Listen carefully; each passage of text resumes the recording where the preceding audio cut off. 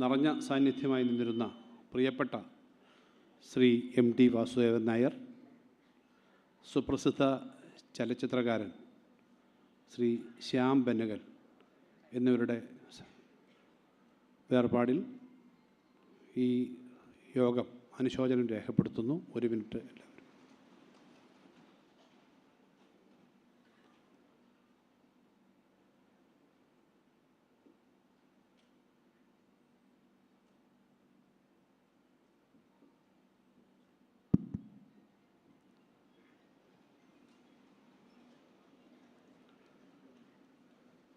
നമ്മുടെ ഈ യോഗം ആരംഭിക്കുകയാണ്. CPIMൻ്റെ സംസ്ഥാന സമ്മേളനം മാർച്ച് ആദ്യവാരം കൊല്ലത്ത് വെച്ച് ചേരുന്നു. 30 വർഷത്തിന് ശേഷമാണ്, 1995 ശേഷം വീണ്ടും 2005 ആദ്യം ഈ സമ്മേളനം ഇവിടെ സംഘടിപ്പിക്കപ്പെടുന്നത്. ഈ സമ്മേളനം വളരെ ആവേശകരമായി സംഘടിപ്പിക്കുന്നതിന് എല്ലാ തരത്തിലും വിപുലമായ പരിപാടികളാണ് സംഘടിപ്പിക്കുന്നത്. അതിൻ്റെ സ്വാഗത സംഘ രൂപീകരണമാണ്. അതിൽ പങ്കെടുക്കുന്ന മുഴുവൻ ആളുകളെയും സ്വാഗതം ചെയ്യുന്നതിന് വേണ്ടി, സ്വാഗത പ്രഭാഷണം നടത്തുന്നതിന് വേണ്ടി CPIMൻ്റെ കൊല്ലം ജില്ലാ സെക്രട്ടറി സവേസ് സുദേവനെ ക്ഷണിക്കുന്നു.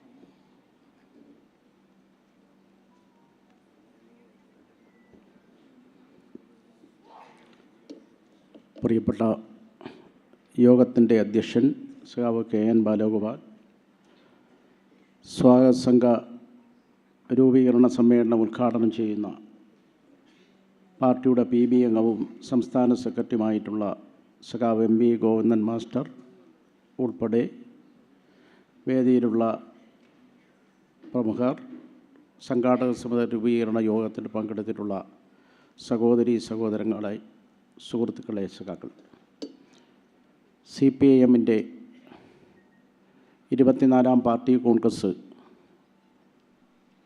25 ഏപ്രിൽ മാസത്തിൽ മധുരയിൽ നടക്കുന്നതിൻ്റെ മുന്നോടിയായി സംസ്ഥാന സമ്മേളനം 25 മാർച്ച് 6 മുതൽ 9 വരെ കൊല്ലത്ത് വെച്ച് നടക്കുകയാണ്.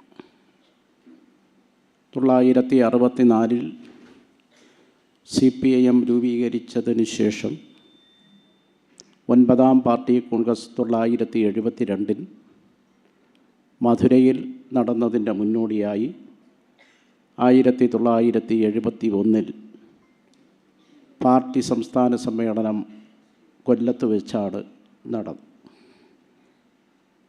സഖാവ് NS ആയിരുന്നു അന്ന് ജില്ലയിലെ പാർട്ടിയുടെ സെക്രട്ടറി. 15ാം പാർട്ടി കോൺഗ്രസ് ചാണ്ടിഗഡിൽ നടന്നതിൻ്റെ മുന്നോടിയായി 95 ഫെബ്രുവരി 25 മുതൽ 28 വരെയുള്ള തീയതികളിൽ സംസ്ഥാന സമ്മേളനം 30 കൊല്ലക്കാലത്തിന് മുമ്പ് കൊല്ലത്ത് വെച്ചാണ് നടന്നത്.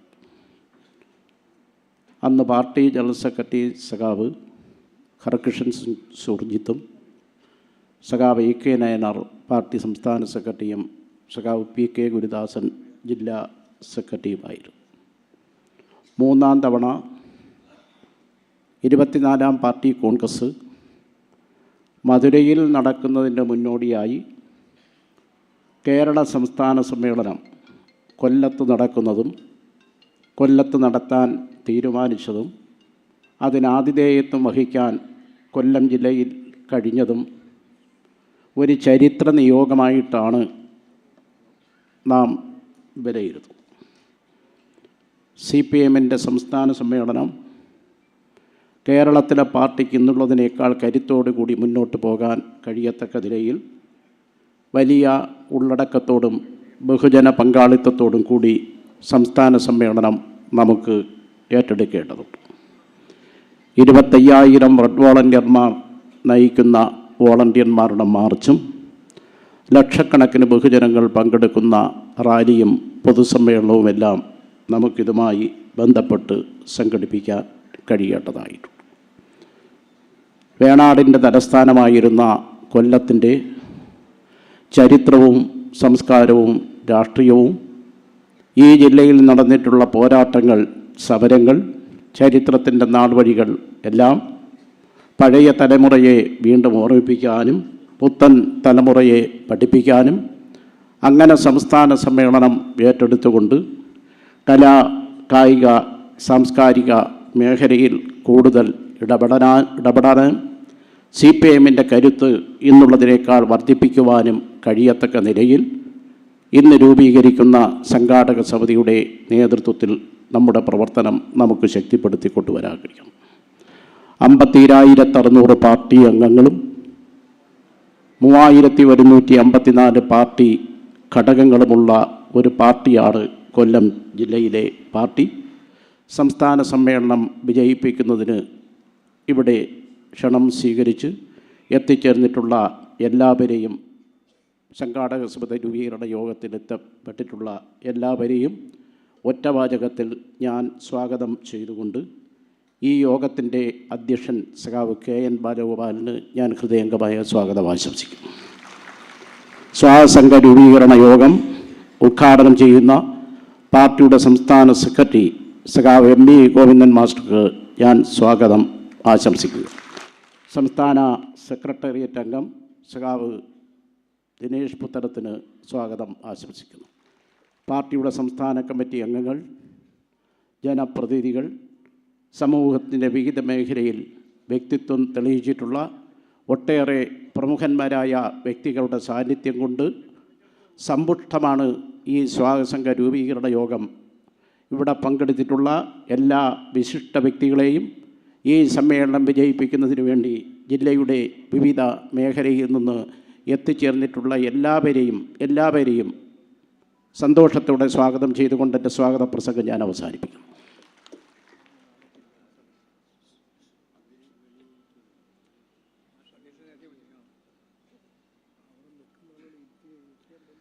നമ്മുടെ ഈ സ്വാഗത സംഘ രൂപീകരണ യോഗം ഉദ്ഘാടനം ചെയ്യുന്നതിന് CPIഎമ്മിൻ്റെ സംസ്ഥാന സെക്രട്ടറി സഖാവ് MV ഗോവിന്ദൻ മാസ്റ്ററെ ക്ഷണിക്കുന്നു.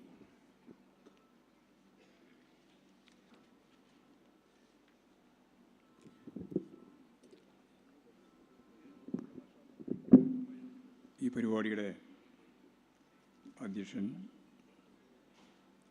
നമുക്കെല്ലാം പ്രിയപ്പെട്ട ധനകാര്യ വകുപ്പ് മന്ത്രി സഖാവ് KN ബാലഗോപാൽ, സ്വാഗതം ആശംസിച്ച ജില്ലാ സെക്രട്ടറി സഖാവ് സുദേവൻ, CPIഎമ്മിൻ്റെ സംസ്ഥാന സെക്രട്ടേറിയറ്റ് അംഗം സഖാവ് ദിനേശൻ പുത്തലത്ത്, ഇവിടെ ഈ വേദിയിലുള്ള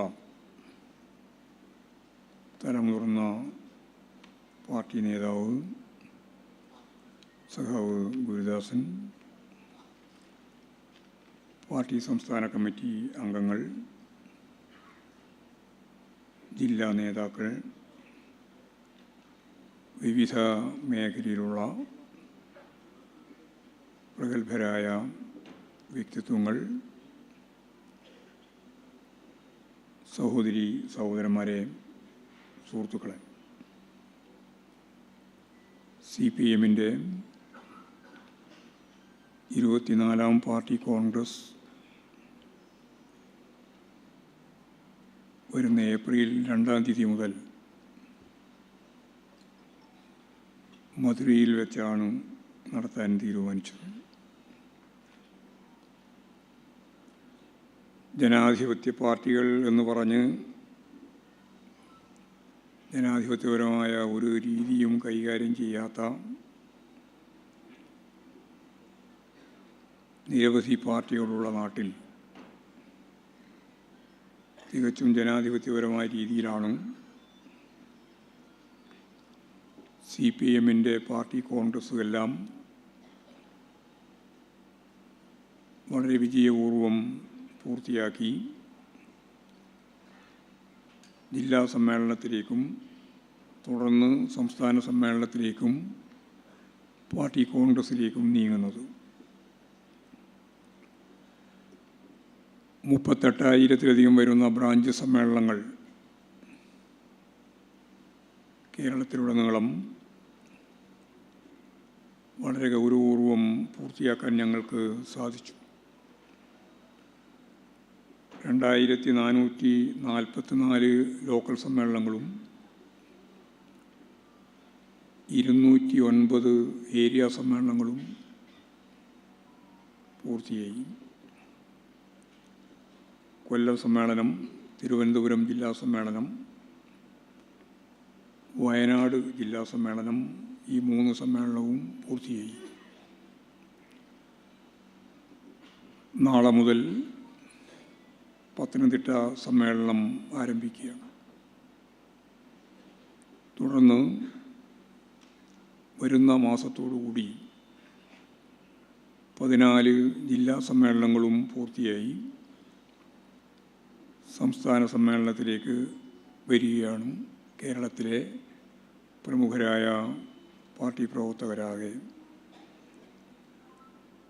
ഓരോ സമ്മേളനത്തിലും വരുന്ന പ്രതിനിധികൾ താഴെ സമ്മേളനങ്ങളിൽ നിന്ന് തിരഞ്ഞെടുക്കപ്പെടുന്ന പ്രതിനിധികളാണ്. ഓരോ സമ്മേളനവുമാണ് അവരുടെ കമ്മിറ്റിയെയും സെക്രട്ടറിയെയും തിരഞ്ഞെടുക്കുന്നത്. പൂർണ്ണമായ രീതിയിൽ ജനാധിപത്യ സംവിധാനത്തെ അടിസ്ഥാനപ്പെടുത്തി വളരെ ശരിയായ സമീപനങ്ങൾ പിൻപറ്റി സമ്മേളനങ്ങൾ പൂർത്തിയാക്കി എന്നതിൽ CPM-ന് അഭിമാനിക്കാൻ കഴിയും. ഇവിടെ ചൂണ്ടിക്കാണിച്ചതുപോലെ 30 വർഷത്തിന് ശേഷമാണ് ഒരു സംസ്ഥാന സമ്മേളനം വീണ്ടും കൊല്ലത്ത് വെച്ച് നടക്കുന്നത്. EMS ഉൾപ്പെടെയുള്ള നേതൃനിരയിലെ പ്രമുഖ നേതാക്കളെല്ലാം പങ്കെടുത്തായിരുന്നു ആ സമ്മേളനം. ആ സമ്മേളനത്തിൽ പങ്കെടുത്തവരും ആ സമ്മേളനം കണ്ടവരും അറിഞ്ഞവരുമാണ് ഒരു വലിയ വിഭാഗം ഇവിടെ എത്തിയിട്ടുള്ളത്. Communist party of India Marxist ഇന്ത്യയിലെ ഏറ്റവും വലിയ ഇടതുപക്ഷ രാഷ്ട്രീയ പ്രസ്ഥാനമാണ്. 1920-ൽ താഷ്കണ്ടിൽ വെച്ചാണ് കമ്മ്യൂണിസ്റ്റ് പാർട്ടി രൂപം കൊണ്ടത്. കമ്മ്യൂണിസ്റ്റ് ഇൻ്റർനാഷണലിൻ്റെ പൂർണ്ണമായ പിന്തുണയോടുകൂടി കമ്മ്യൂണിസ്റ്റ് പാർട്ടിയുടെ ഇന്ത്യ ഘടകം രൂപം കൊണ്ടു. 1921-ൽ അന്നത്തെ കോൺഗ്രസിൻ്റെ ഭാഗമായിട്ട് പ്രവർത്തിക്കുന്ന കമ്മ്യൂണിസ്റ്റുകാർ അഹമ്മദാബാദ് സമ്മേളനത്തിൻ്റെ ഭാഗമായിട്ട് ഒരു പ്രമേയം അവതരിപ്പിക്കുകയുണ്ടായി. ആ പ്രമേയമാണ് ഇന്ത്യക്ക് പൂർണ്ണ സ്വാതന്ത്ര്യം വേണം എന്ന ആദ്യത്തെ ഇന്ത്യയിലെ പ്രമേയം. അന്ന് മഹാത്മാഗാന്ധി ഉൾപ്പെടെയുള്ള ആളുകൾ ഇടപെട്ട് കമ്മ്യൂണിസ്റ്റ് ഗ്രൂപ്പ് അവതരിപ്പിച്ച ആ പ്രമേയം തള്ളിക്കളയുകയാണ് ചെയ്തത്. അതിനും ഏതാണ്ട് 10 വർഷത്തിന് ശേഷമാണ് പൂർണ്ണ സ്വരാജ് എന്ന മുദ്രാവാക്യം കോൺഗ്രസ് അംഗീകരിച്ചത്. കോൺഗ്രസ് അംഗീകരിച്ച പൂർണ്ണ സ്വരാജ് എന്ന മുദ്രാവാക്യത്തിന് മുമ്പ് ഇന്ത്യക്ക് ബ്രിട്ടീഷുകാരിൽ നിന്ന് പൂർണ്ണമായ സ്വാതന്ത്ര്യം വേണം എന്ന് നമ്മൾ പറഞ്ഞപ്പോൾ കമ്മ്യൂണിസ്റ്റുകാർ കേവലമായ സ്വാതന്ത്ര്യം മാത്രമല്ല പറഞ്ഞത്. നിങ്ങൾക്കറിയാം, ലോകത്ത് ജനാധിപത്യ വിപ്ലവമാണ് മനുഷ്യ സമൂഹത്തെ അതിവേഗം മുന്നോട്ടേക്ക് നയിച്ചത്. ജനാധിപത്യ വിപ്ലവം എന്ന് പറയുന്നത് ഭൂപ്രഭുത്വത്തെ അവസാനിപ്പിക്കുന്ന ബൂർഷ്വാസി നയിച്ച വിപ്ലവമാണ്. അതുകൊണ്ടാണ് ബൂർഷ്വാ ജനാധിപത്യ വിപ്ലവം അതിന് പേര് നൽകിയത്. 1789 ഫ്രഞ്ച് വിപ്ലവം മുതൽ സ്ത്രീ സമത്വം ഉൾപ്പെടെയുള്ള നിരവധി മുദ്രാവാക്യങ്ങൾ വെച്ച് ജനാധിപത്യപരമായ മുദ്രാവാക്യങ്ങൾ, സമത്വത്തിൻ്റെ മുദ്രാവാക്യങ്ങൾ, സമാധാനത്തിൻ്റെയും, അതുപോലെ ഈ രാജ്യം അഭിമുഖീകരിക്കുന്ന ഫ്യൂഡൽ ജീർണതയ്ക്കെതിരായി മുതലാളിത്തം നടത്തിയ, അതിൻ്റെ ഒപ്പം തൊഴിലാളി വർഗം ഉൾപ്പെടെ ചേർന്ന് നടത്തിയ പോരാട്ടത്തിൻ്റെ അടയാളപ്പെടുത്തലാണ് ജനാധിപത്യ വിപ്ലവം എന്നത്. ആ ജനാധിപത്യ വിപ്ലവത്തിൻ്റെ ഏറ്റവും പ്രധാനപ്പെട്ട ഒരു ചുമതല, കടമ, ഭൂപ്രഭുത്വം അവസാനിപ്പിക്കലാണ്, ജന്മിത്വം അവസാനിപ്പിക്കുക. ഇന്ത്യയിൽ അങ്ങോളം ഇങ്ങോളമുള്ള സ്വാതന്ത്ര്യ പ്രസ്ഥാനത്തിൻ്റെ ഭാഗമായിട്ട് അണിനേർന്ന കമ്മ്യൂണിസ്റ്റുകാർ കാർഷിക പോരാട്ടങ്ങളുമായിട്ട് ബന്ധിപ്പിച്ചുകൊണ്ടാണ് സ്വാതന്ത്ര്യത്തെ കണ്ടത്. വലിയ രീതിയിലുള്ള പോരാട്ടങ്ങളും സമരങ്ങളും 47 ആഗസ്റ്റ് 15 മുമ്പ് ദേശീയ സ്വാതന്ത്ര്യ പ്രസ്ഥാനത്തിൻ്റെ ഭാഗമായിട്ട് തന്നെ നടന്നു. കോൺഗ്രസ്സുകാർ സ്വാതന്ത്ര്യത്തെപ്പറ്റി മാത്രം പറഞ്ഞപ്പോൾ സ്വാതന്ത്ര്യത്തോടൊപ്പം ജന്മിത്വം അവസാനിപ്പിക്കുക എന്ന മുദ്രാവാക്യവും കമ്മ്യൂണിസ്റ്റുകാർ വെച്ചു. 1947 ആഗസ്റ്റ് 15 നമുക്ക് സ്വാതന്ത്ര്യം കിട്ടിയപ്പോൾ ഈ മുദ്രാവാക്യം പ്രാവർത്തികമാക്കപ്പെട്ടില്ല. ജനാധിപത്യ വിപ്ലവത്തിൻ്റെ കടമ ഇന്ത്യയിൽ അംഗീകരിക്കപ്പെട്ടില്ല. ബ്രിട്ടീഷുകാർ ഭരണത്തിൽ നിന്ന് പോയി, ഇന്ത്യക്കാർക്ക് സ്വാതന്ത്ര്യം നൽകി, ഭരിക്കാൻ അവകാശം കിട്ടി. പക്ഷേ ലോകത്തെല്ലാ മേഖലയിലും, ലോകത്തെല്ലാ രാജ്യങ്ങളിലും, പ്രത്യേകിച്ച് വികസിത രാജ്യങ്ങളിൽ മുതലാളിത്തത്തിൻ്റെ നേതൃത്വത്തിൽ നടന്ന ജീർണമായ ഭൂപ്രഭുത്വത്തെ തകർക്കുന്ന ആ പ്രക്രിയ ഇന്ത്യയിൽ നടന്നില്ല. ഇന്നുപോലും ഇന്ത്യൻ ഭരണഘടന മാറ്റി 370 മുതൽ 430 വരെ സീറ്റ് വാങ്ങി ഞങ്ങൾ ഈ ഭരണഘടനയുടെ ഉള്ളടക്കത്തെ മനുസ്മൃതിയെ അടിസ്ഥാനപ്പെടുത്തി, ചാതുർവർണ്ണ വ്യവസ്ഥയെ അടിസ്ഥാനപ്പെടുത്തിയിട്ട് പുതുക്കും എന്ന അശ്ലീലം ഈ ഇന്ത്യയിൽ പറയാൻ, ആ പറയുന്നതിന് നല്ല അംഗീകാരം ഇന്ത്യൻ ജനതയിൽ നേടാൻ BJPക്കും സംഘപരിവാർ വിഭാഗത്തിനും സാധിക്കുന്നത് ഈ ഫ്യൂഡൽ ജീർണതയുടെ അടിത്തറയിലാണ് ഇന്ത്യൻ ജനതയും ഇന്ത്യൻ സമ്പദ് വ്യവസ്ഥയും നിലനിൽക്കുന്നത് എന്നതുകൊണ്ടാണ്. യാദൃശ്ചിക സംഭവങ്ങളായിട്ടല്ല ഇതിനെയെല്ലാം കാണേണ്ടത്. സ്വാതന്ത്ര്യം കിട്ടി, റിപ്പബ്ലിക്കായി ഇത്രയും വർഷം കഴിഞ്ഞു. എന്നിട്ട് ഇപ്പോഴും മനുസ്മൃതിയെപ്പറ്റി, ചാതുർവർണ്ണ വ്യവസ്ഥയെപ്പറ്റി അതിൽ അഹങ്കരിക്കുക, അതിൽ ഊറ്റം കൊള്ളുക, അതിനുവേണ്ടി ഭരണഘടന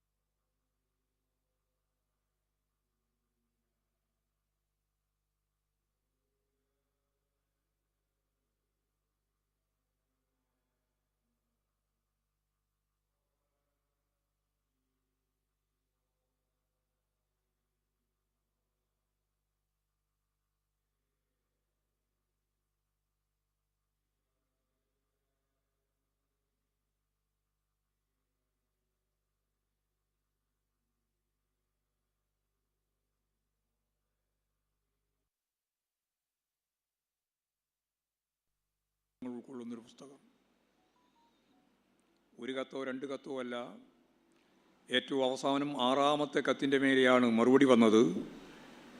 ഞാൻ ബ്രിട്ടീഷുകാർക്ക് ഇനി എതിരായി ഒരു സമരത്തിനുമില്ല, നിങ്ങൾക്ക് അനുകൂലമായ നിലപാട് മാത്രമേ സ്വീകരിക്കാൻ എൻ്റെ മനസ്സ് സമ്മതിക്കുന്നുള്ളൂ. അന്തമാൻ നിക്കോബറിൽ നാട് കടത്തപ്പെട്ട് അവിടെയുണ്ടായിരുന്ന ഉജ്ജ്വലരായ പോരാളികളിൽ നിന്ന് വ്യത്യസ്തമായി മാപ്പ് എഴുതി കൊടുത്ത് തിരിച്ചു വന്നയാളാണ് സവാർക്കർ എന്ന് എല്ലാവർക്കും ചരിത്രത്തിൻ്റെ ഭാഗമായിട്ടറിയാം. അവരെയാണ് ദേശീയ പ്രസ്ഥാനത്തിൻ്റെ നേതാക്കന്മാരായിട്ട് അവതരിപ്പിക്കുന്നത്. മഹാത്മാഗാന്ധിയെ വെടിവെച്ചു കൊന്ന ഗോഡ്സെയാണ് RSSൻ്റെ ദൈവം. വർഗീയ ധ്രുവീകരണത്തിൻ്റെ ഭാഗമായിട്ടുള്ള പ്രക്രിയകളാണ് ഇവിടെ നടന്നു വരുന്നത്. സ്വാഭാവികമായും കമ്മ്യൂണിസ്റ്റുകാർ 47 ആഗസ്റ്റ് 15 ശേഷം നമുക്ക് ലഭിച്ച സ്വാതന്ത്ര്യം എന്ന് പറയുന്നത് നമ്മൾ ആഗ്രഹിച്ച ജനാധിപത്യ വിപ്ലവത്തിൻ്റെ ഭൂപ്രഭുത്വം അവസാനിപ്പിക്കുന്ന നിലപാടുകൾ സ്വീകരിക്കുന്ന ഘട്ടം തരണം ചെയ്യപ്പെട്ടില്ല എന്ന് കമ്മ്യൂണിസ്റ്റുകാർ അന്നേ പറഞ്ഞു. പൂർണ്ണ സ്വാതന്ത്ര്യം എന്ന് പറയുന്നത് ജനാധിപത്യ വിപ്ലവത്തിൻ്റെ കടമകൾ പൂർത്തീകരിക്കുമ്പോഴാണ് എന്നന്ന് ചൂണ്ടിക്കാണിച്ചു. അതന്നും ശരിയായിരുന്നു, ഇന്നും ശരിയായിരുന്നു. നമ്മൾ ജനാധിപത്യ സംവിധാനത്തിൻ്റെ ഭാഗമായി ഒരു സ്വതന്ത്ര ഇന്ത്യയായി മുന്നോട്ടേക്ക് പോകുമ്പോഴും ഈ ഒരു പരിമിതി ഇന്ത്യൻ ജനത അനുഭവിക്കുന്നു എന്നുള്ളതാണ് സത്യം. കോൺഗ്രസ് ആയിരുന്നു അധികാരത്തിൽ വന്ന ഏറ്റവും പ്രധാനപ്പെട്ട പാർട്ടി. വർഗപരമായിട്ട് ഇന്ത്യൻ ഭരണകൂടം കൈകാര്യം ചെയ്യുന്ന രാഷ്ട്രീയ പാർട്ടി എന്ന രീതിയിലാണ് കോൺഗ്രസിനെ കണ്ടത്. അതേ വർഗ നിലപാട് തന്നെ സ്വീകരിക്കുന്ന പാർട്ടിയാണ് ഭരണവർഗ പാർട്ടിയായ BJPയും. പക്ഷേ മൗലികമായ വ്യത്യാസത്തെപ്പറ്റിയൊന്നും പറയാൻ സാധിക്കില്ലെങ്കിലും ഇവിടെ തുറന്ന വർഗീയ ധ്രുവീകരണമാണ് BJP സംഘടിപ്പിക്കുന്നതെങ്കിൽ ഒരു മൃദു ഹിന്ദുത്വ നിലപാടാണ് കോൺഗ്രസ് സംഘടിപ്പിക്കുന്നത് എന്ന വ്യത്യാസം മാത്രമേ ഉള്ളൂ. വർഗപരമായിട്ട് വ്യത്യാസമില്ല. എന്നാൽ എന്താണ് ഇന്ത്യയിൽ സംഭവിച്ചുകൊണ്ടിരിക്കുന്നത് എന്ന് ഓരോ ഘട്ടത്തിലും ഓരോ പാർട്ടി കോൺഗ്രസും സൂക്ഷ്മമായി പരിശോധിച്ചുകൊണ്ടാണ് പാർട്ടിയാകെ മുന്നോട്ടേക്ക് വന്നത്. അതിൻ്റെ ചരിത്രത്തിലേക്കൊന്നും കടക്കാൻ ഞാനിപ്പോൾ ഉദ്ദേശിക്കുന്നില്ല. ഒന്നാം പാർട്ടി കോൺഗ്രസ് മുതൽ പാർട്ടി ഇന്ത്യൻ രാഷ്ട്രീയത്തിൽ, ദേശീയ രാഷ്ട്രീയത്തിൽ സ്വാതന്ത്ര്യത്തിന് മുമ്പും സ്വാതന്ത്ര്യത്തിന് ശേഷവും ഫലപ്രദമായിട്ട് അവരുടെ നിലപാടുകൾ മുന്നോട്ടേക്ക് വെച്ച് പ്രവർത്തിച്ചിട്ടുണ്ട്. അതിൻ്റെ ഓരോ ഘട്ടവും നമുക്കറിയാം. അതിൻ്റെ വിശദീകരണത്തിലേക്കല്ല ഞാനിപ്പോൾ കടക്കാൻ ഉദ്ദേശിക്കുന്നത്. ഏറ്റവും അവസാനത്തെ 23ാം പാർട്ടി കോൺഗ്രസ്, അതാണല്ലോ 24ാം പാർട്ടി കോൺഗ്രസിലേക്ക് വരുന്നതിന് മുമ്പുള്ള കഴിഞ്ഞ 3 കൊല്ലത്തിന് മുമ്പ് നടന്ന പാർട്ടി കോൺഗ്രസ്. ആ കോൺഗ്രസ് കണ്ണൂർ പാർട്ടി കോൺഗ്രസ്സാണ്. ആ കോൺഗ്രസ്സിൽ ഒരു കാര്യം കൃത്യതയോടുകൂടി അവതരിപ്പിച്ചു.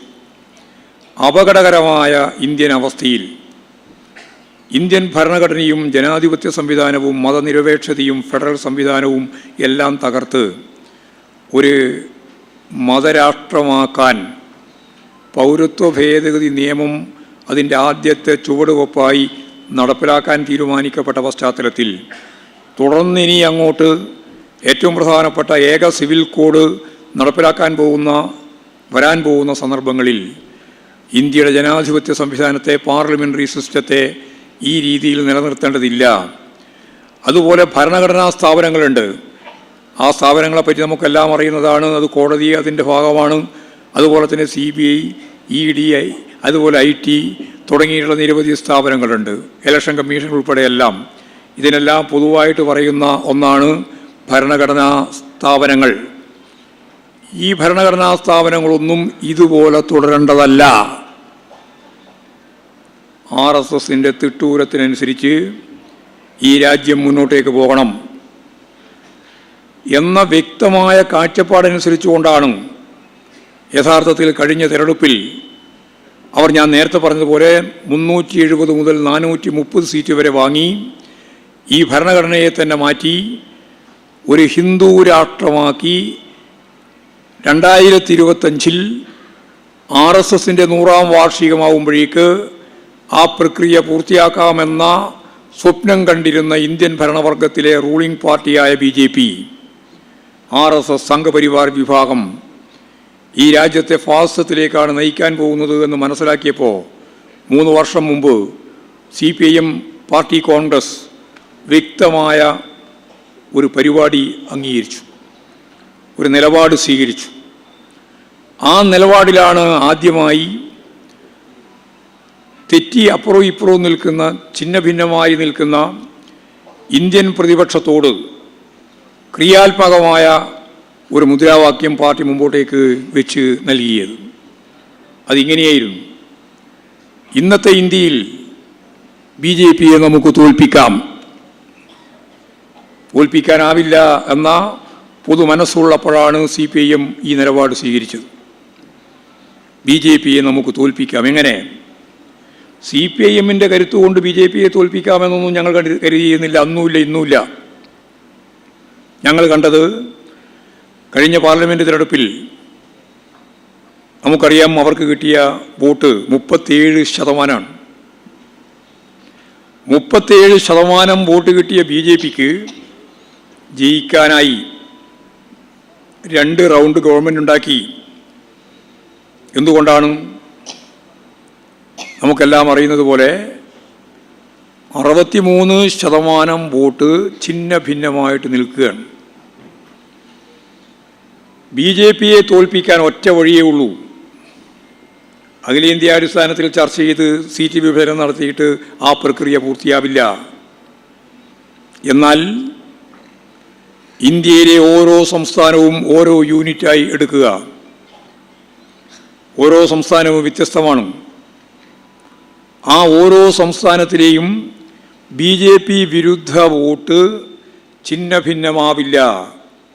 ആർക്കാണോ ജയിക്കാനാവുക, ഏതാണോ മണ്ഡലം തീരുമാനിച്ച് അവിടെ BJPയെ പരാജയപ്പെടുത്താൻ സാധ്യതയുള്ള സ്ഥാനാർത്ഥിക്ക്, പാർട്ടിക്ക് BJP വിരുദ്ധരുടെ മുഴുവൻ വോട്ടും കൃത്യമായിട്ട് ലഭിക്കാനിടയായാൽ BJPയെ, ഈ ഫാസിസ്റ്റ് ശക്തികളെ ഇന്ത്യയിൽ തളച്ചിടാനാവുമെന്ന് കമ്മ്യൂണിസ്റ്റ് പാർട്ടി ഓഫ് ഇന്ത്യ മാർക്സിസ്റ്റിൻ്റെ 23ാം പാർട്ടി കോൺഗ്രസ്സിലെ രാഷ്ട്രീയ പ്രമേയത്തിലൂടെയാണ് രാജ്യത്തോട് ആദ്യമായിട്ട് പറഞ്ഞത്. ഇങ്ങനെ പറയുക മാത്രമല്ല, ഈ പറഞ്ഞതിനെ തുടർന്നാണ് സഖാവ് യെച്ചൂരി തന്നെ മുൻകൈയെടുത്ത് എങ്ങനെയാണ് നമുക്ക് കീരിയും പാമ്പും പോലെ നിൽക്കുന്ന നിരവധിയായ പ്രതിപക്ഷ പ്രസ്ഥാനങ്ങളാണ് ഇന്ത്യയിൽ, അവരെ നമുക്ക് ഈ ഒരു പൊതു രീതിയിലേക്ക് എങ്ങനെയാണ് കൊണ്ടുവരാനാവുക?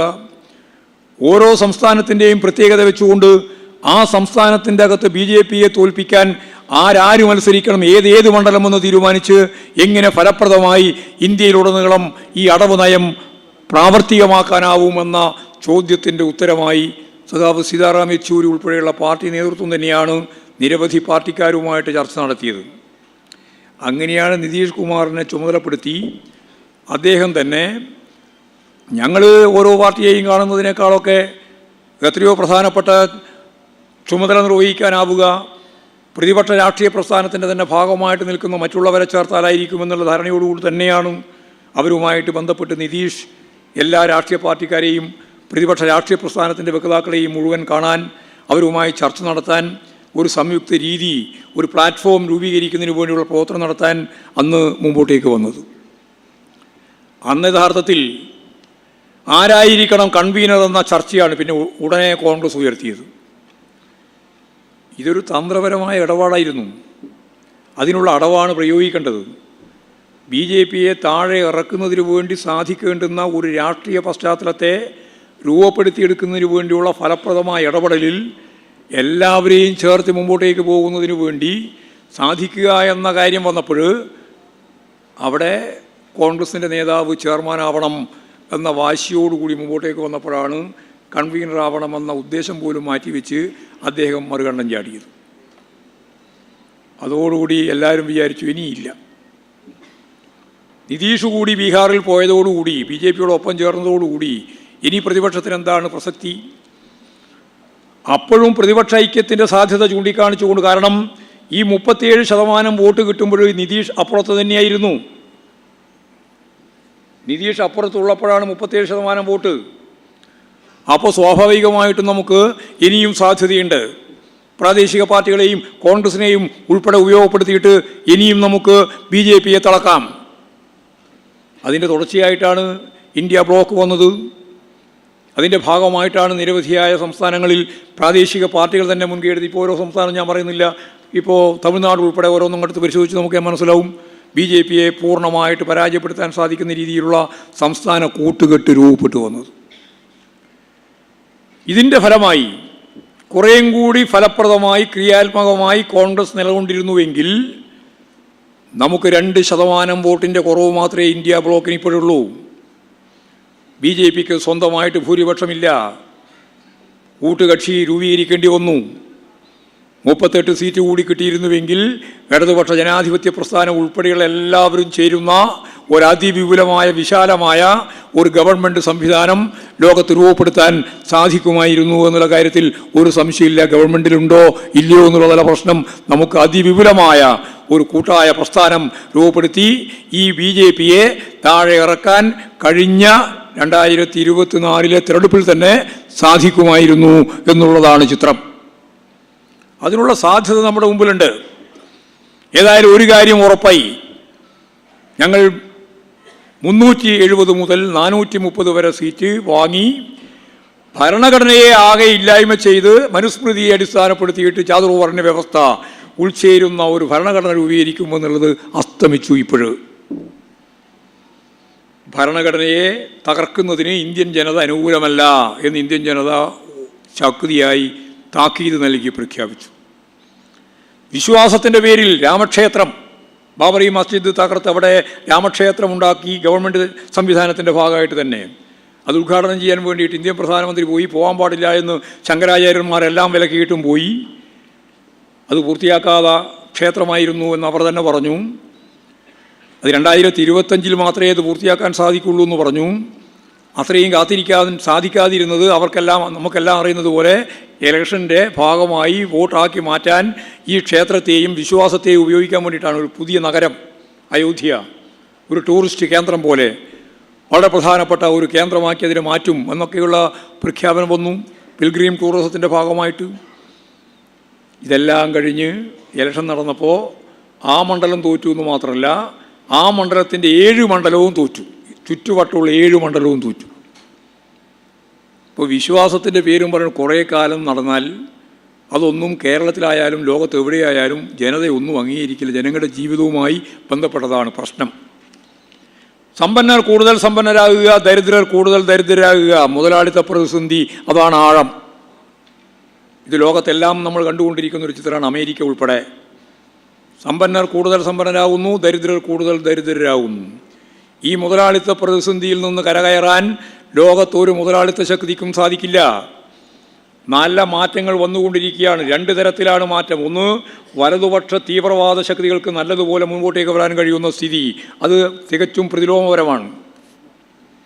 മറ്റൊന്ന്, ജനങ്ങളാകെ ചേർന്ന് അതിശക്തിയായ പോരാട്ടങ്ങളിലൂടെ, സമരങ്ങളിലൂടെ നിരവധിയായ രാജ്യങ്ങളിൽ സോഷ്യലിസ്റ്റ് വ്യവസ്ഥയെ നിലനിർത്തിക്കൊണ്ടും അതുപോലെ സാമ്രാജ്യത്വ വിരുദ്ധ സമരത്തിൻ്റെ പോർമുഖങ്ങൾ തുറന്നുകൊണ്ടും ലോകത്തിൻ്റെ വിവിധ മേഖലകളിൽ പോരാട്ടങ്ങളും സമരങ്ങളും നടന്നുകൊണ്ടിരിക്കുന്ന രണ്ടാമത്തെ ഭാഗം, അത് പോസിറ്റീവാണ്. ഈ 2 കാര്യവും നമുക്ക് ഇന്നത്തെ ലോക പശ്ചാത്തലത്തിൽ കാണാം. ഉക്രൈൻ റഷ്യ യുദ്ധത്തിൻ്റെ പശ്ചാത്തലം ഞാൻ വിശദീകരിക്കേണ്ട കാര്യമില്ല. ഒരു പാലസ്തീൻ ജനതയെ പൂർണ്ണമായിട്ട് കൊന്നൊടുക്കിയാൽ മാത്രമേ ഇസ്രയേലിൻ്റെ യുദ്ധം ഞങ്ങൾ അവസാനിപ്പിക്കുള്ളൂ എന്ന് പറയുന്ന കാട്ടാളത്തപരമായ സമീപനം ഈ ജനാധിപത്യ യുഗത്തിൽ നടന്നുകൊണ്ടിരിക്കുന്നു എന്നുള്ളത് സാമ്രാജ്യത്വത്തിൻ്റെ പിൻബലവും ഇന്ത്യയുടെ പിന്തുണയുമാണ്. അതില്ലായിരുന്നുവെങ്കിൽ ഈ പറയുന്ന പാലസ്തീൻ പ്രശ്നം കുട്ടികളെയും സ്ത്രീകളെയും വംശത്തെ ആകെ ഇല്ലായ്മ ചെയ്യുന്ന ഈ യുദ്ധം മുമ്പേ അവസാനിച്ചിട്ടുണ്ടാകുമായിരുന്നു.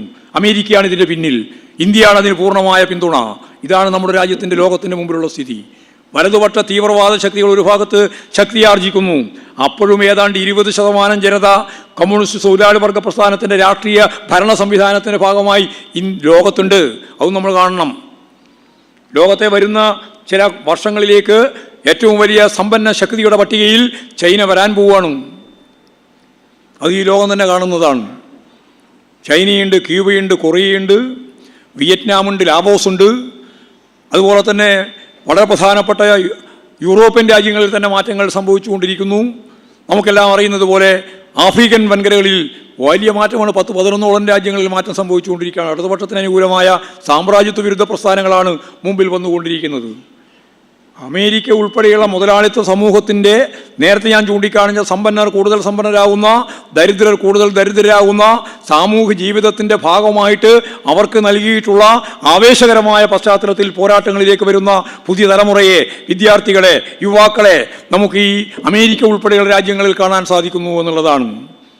ഫ്രഞ്ച് വിപ്ലവം നടന്ന ഏറ്റവും പ്രധാനപ്പെട്ട രാജ്യമാണല്ലോ ഫ്രാൻസ്.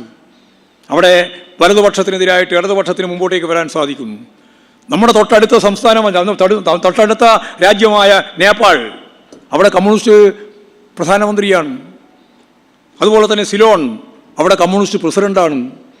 3 സീറ്റ് ഉണ്ടായിരുന്നപ്പോഴാണ് അദ്ദേഹം നേരിട്ട് മത്സരിച്ചപ്പോൾ രണ്ടാമത്തെ വോട്ടെടുപ്പിൻ്റെ ഭാഗമായിട്ട് നമുക്കെല്ലാം അറിയുന്ന പോലെ പ്രസിഡൻ്റായപ്പോൾ നമ്മൾ പത്രക്കാരെല്ലാം പറഞ്ഞു, എന്ത് കാര്യം, പാർലമെൻറ്റിൽ 3 സീറ്റ്, ആ 3 സീറ്റും കൊണ്ട് പ്രസിഡൻ്റായിട്ട് എന്താണ് ചെയ്യാൻ സാധിക്കുക ശ്രീലങ്കയിൽ? അതും സാമ്പത്തിക പ്രതിസന്ധി.